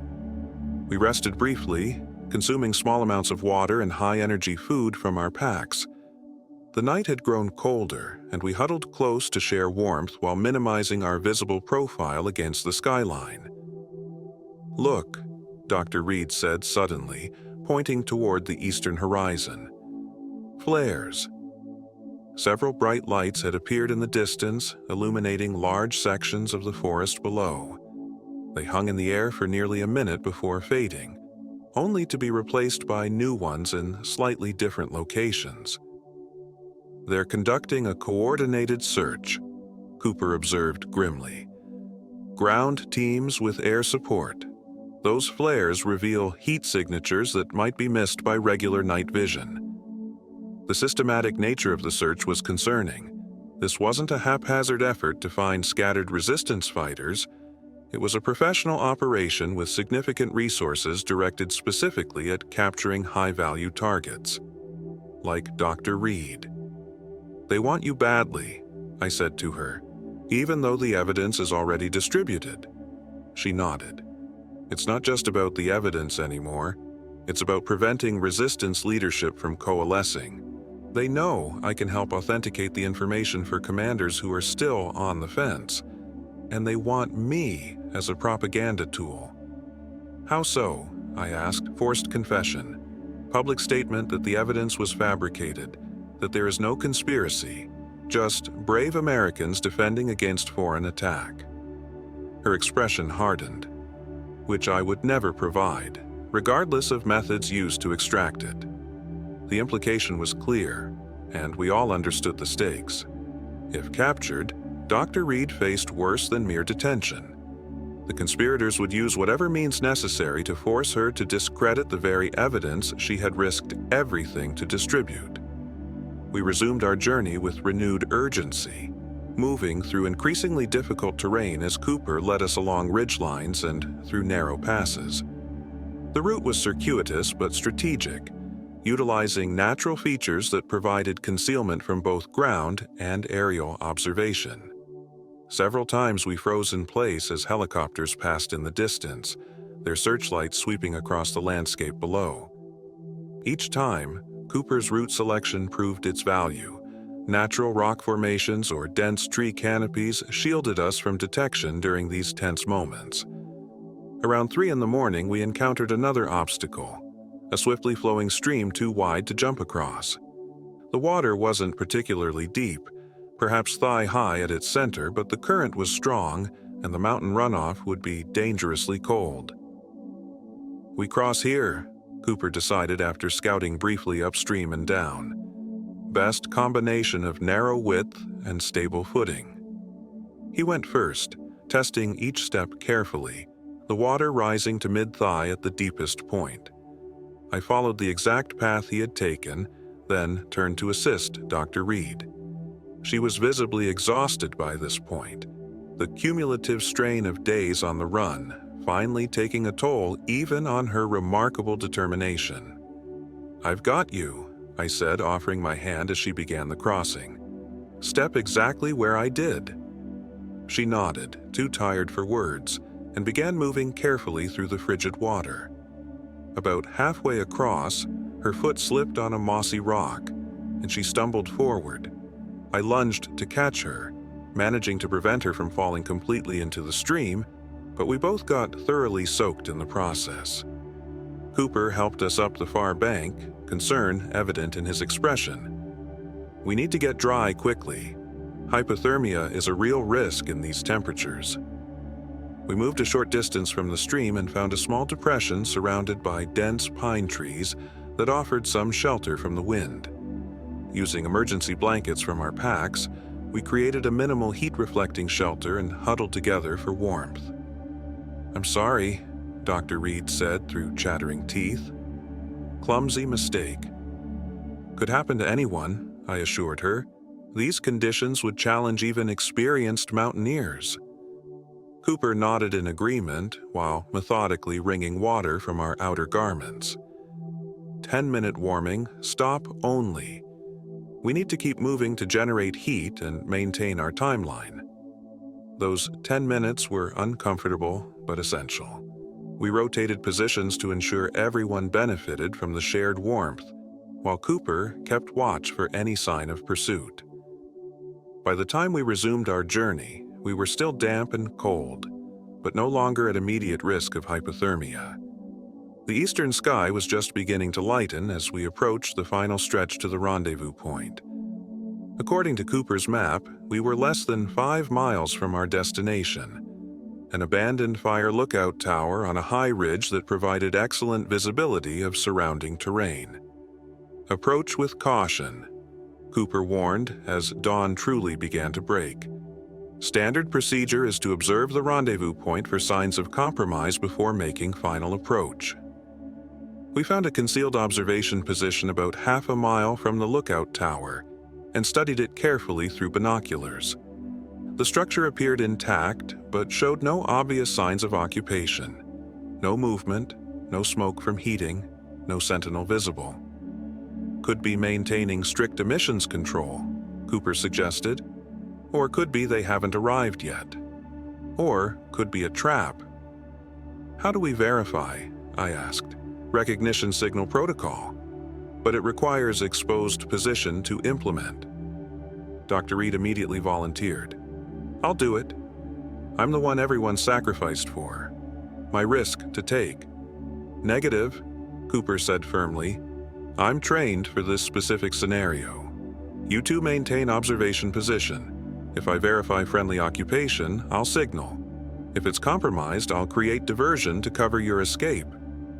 Before either of us could protest, he was moving, slipping away through the underbrush with the silent efficiency that marked all his movements.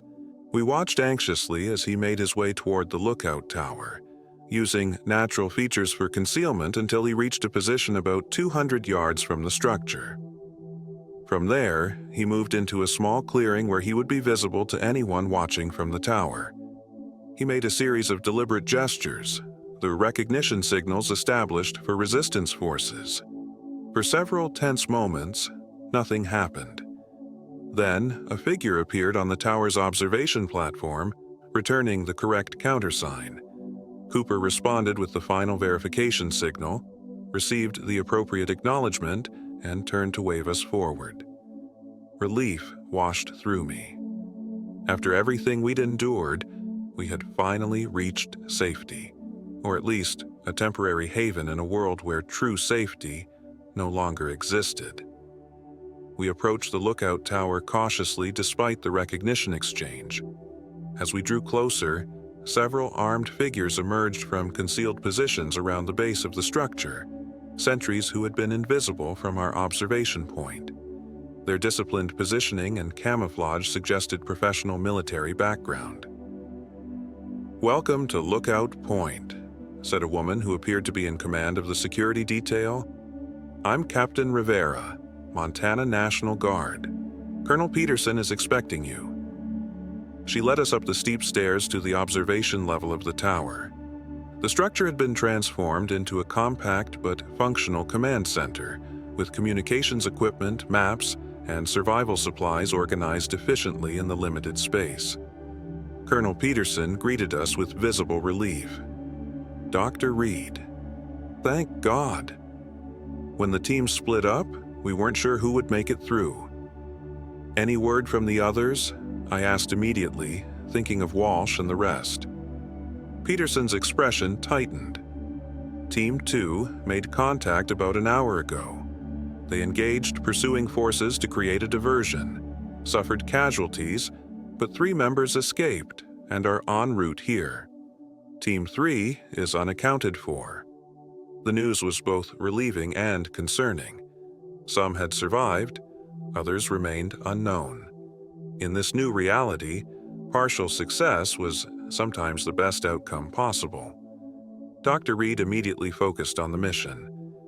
The evidence distribution. Any confirmation of receipt and action?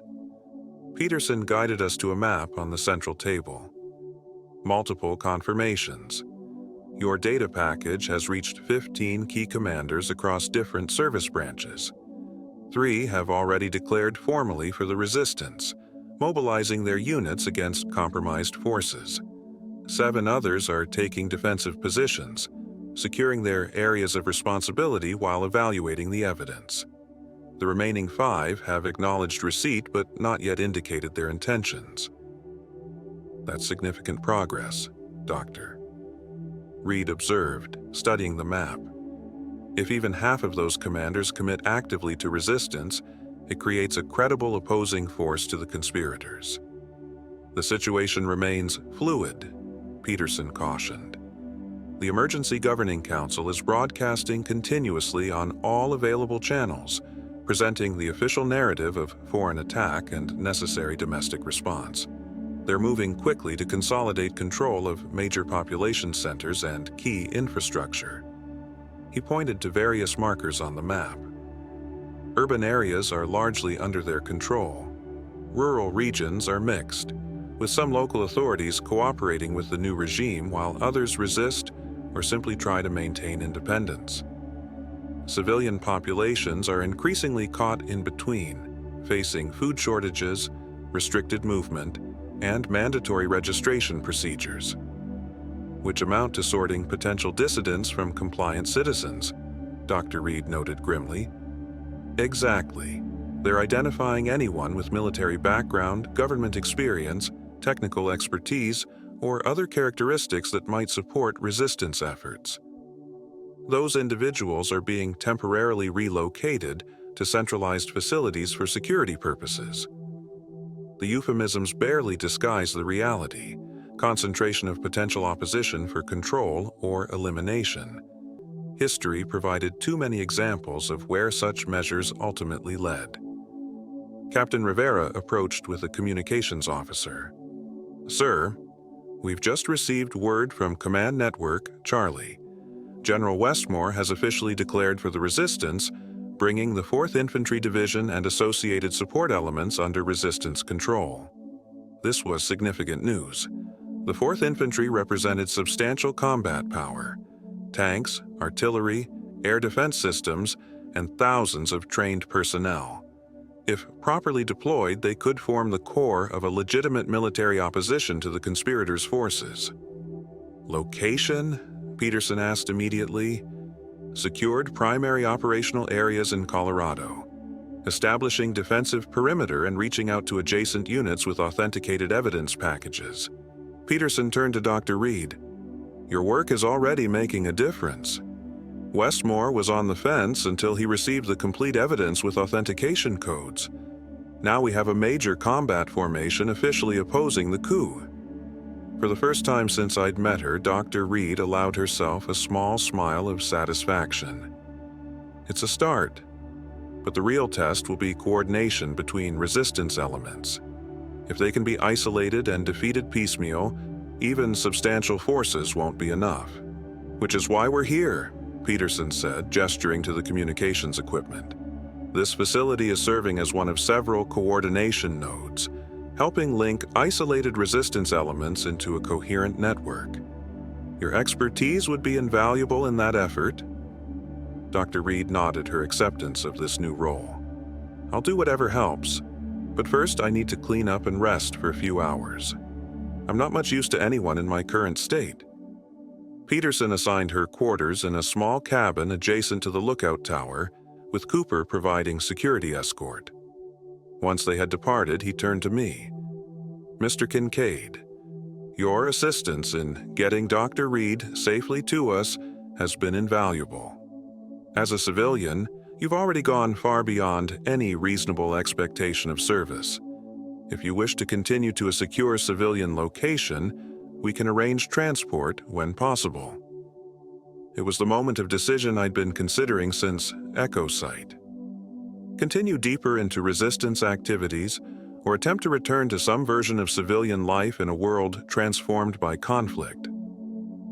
"With respect, Colonel, I don't think civilian locations exist anymore. Not in any meaningful sense," I replied. "Everyone's involved in this fight now, whether they choose to be or not. The only real choice is which side you're on." He nodded, understanding my meaning. "And your choice?" "I'm a search and rescue pilot with extensive knowledge of regional terrain and survival skills. If those abilities can help the resistance, I'm offering them formally." "Accepted," Peterson said without hesitation, extending his hand. "We need every skilled person we can get, especially those with your specific capabilities. Once you've rested, report to Captain Rivera for assignment and integration into our operational structure." As we shook hands, I felt a sense of crossing a threshold. My previous life, the routine rescues, the peaceful cabin in the mountains, The simple certainty of tomorrow was truly gone now. In its place was a new reality, defined by struggle against forces that had betrayed everything America supposedly stood for. I spent the next few hours getting cleaned up, eating a proper meal, and resting on a cot in one of the small structures surrounding the lookout tower. Despite everything, sleep came quickly, the exhaustion of our journey finally claiming its due. When I woke in the late afternoon, the command center was buzzing with activity. New arrivals had reached the outpost, bringing additional information about the developing situation across the country. I joined a briefing where Peterson was updating key personnel. The pattern is becoming clearer, he explained, indicating various markers on the map. The conspirators are establishing control zones radiating out from major urban centers. Within these zones, civilian movement is highly restricted, resources are centrally controlled, and opposition is dealt with harshly. What about areas outside their direct control? Someone asked. Mixed situations? Some rural regions have formed independent defense groups, cooperating loosely with formal resistance elements when possible. Others have seen local authorities align with the Emergency Governing Council, implementing their directives in exchange for promised resources and security. The map showed a patchwork of control across the country, a civil conflict with complex, shifting battle lines that often ran through the middle of communities rather than between them. Our primary objectives remain consistent, Peterson continued. Protect civilian populations where possible. Maintain and expand secure communication networks. Distribute authenticated evidence of the conspiracy to military units still on the fence. Coordinate resistance activities to prevent defeat in detail. A communications officer interrupted with a message slip. Peterson read it quickly, his expression revealing nothing. New development, he announced to the group. The Emergency Governing Council has issued formal charges against Dr. Eleanor Reed and associates, accusing them of fabricating evidence to undermine legitimate emergency response measures. They're offering substantial rewards for information leading to capture. This wasn't surprising, but the timing suggested growing concern about the impact of Dr. Reed's evidence on military loyalty. By publicly denouncing the information as fabricated, the conspirators were attempting to create doubt about its authenticity. They're getting desperate, observed Captain Rivera. If they were truly confident in their control, they wouldn't need to address the evidence so directly. Agreed, Peterson said. But it also means they'll intensify efforts to capture Dr. Reed and anyone associated with her. Security protocols are being upgraded accordingly.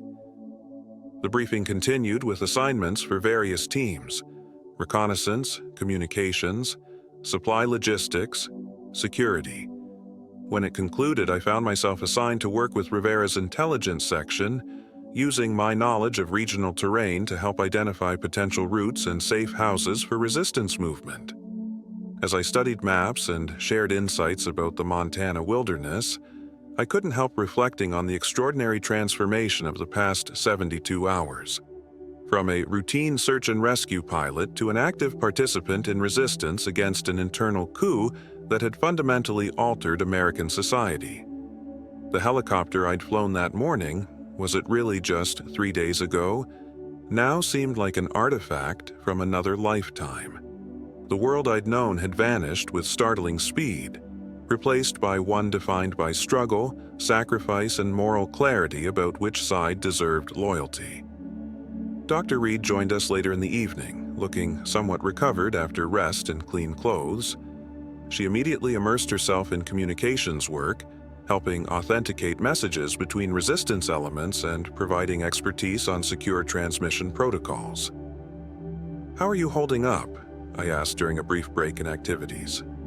"Better than I have any right to be," she replied with a tired smile. "The evidence is making a difference. That makes everything worthwhile regardless of what happens next. And what does happen next? For the resistance, I mean." She considered this carefully. Consolidation phase first.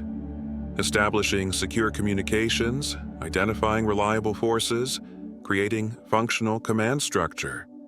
Then strategic coordination, moving from isolated resistance to coherent opposition with actual military objectives. Can it succeed against what they've put in place? Depends how you define success. Total reversal of the coup? Uncertain, but making it too costly for them to establish the kind of authoritarian control they envision. Absolutely possible. She looked at the bustling activity around the command center. Americans don't submit easily to tyranny, especially when they understand they've been betrayed by people who were supposed to protect them. It was a realistic assessment, neither overly optimistic nor defeatist. The road ahead would be difficult, dangerous, and uncertain. But the alternatives, submission to illegitimate authority based on betrayal and deception, was unacceptable to anyone who valued the principles America was founded upon. As night fell over the lookout point, I stepped outside briefly for fresh air. The mountain vista stretched away in all directions, wild and beautiful under the emerging stars. Somewhere out there, similar resistance outposts were forming, communicating, coordinating. Small points of light in a darkness that had descended with shocking speed, but would not go unchallenged. I thought about my father's old mechanical watch that had marked the moment everything changed. 2:17 p.m., when the screens went black and the world transformed. That moment had divided my life into before and after, as it had for millions of Americans. But it had also clarified what truly mattered, stripped away the comfortable illusions of security and stability to reveal the constant vigilance required to maintain freedom. Whatever happened in the coming days, weeks, and months, I knew one thing with absolute certainty. The story of this conflict would not follow the simple narrative the conspirators had planned. It would be written by countless individuals making difficult choices in impossible circumstances, choosing sides in a struggle that would define America's future. And I had made my choice.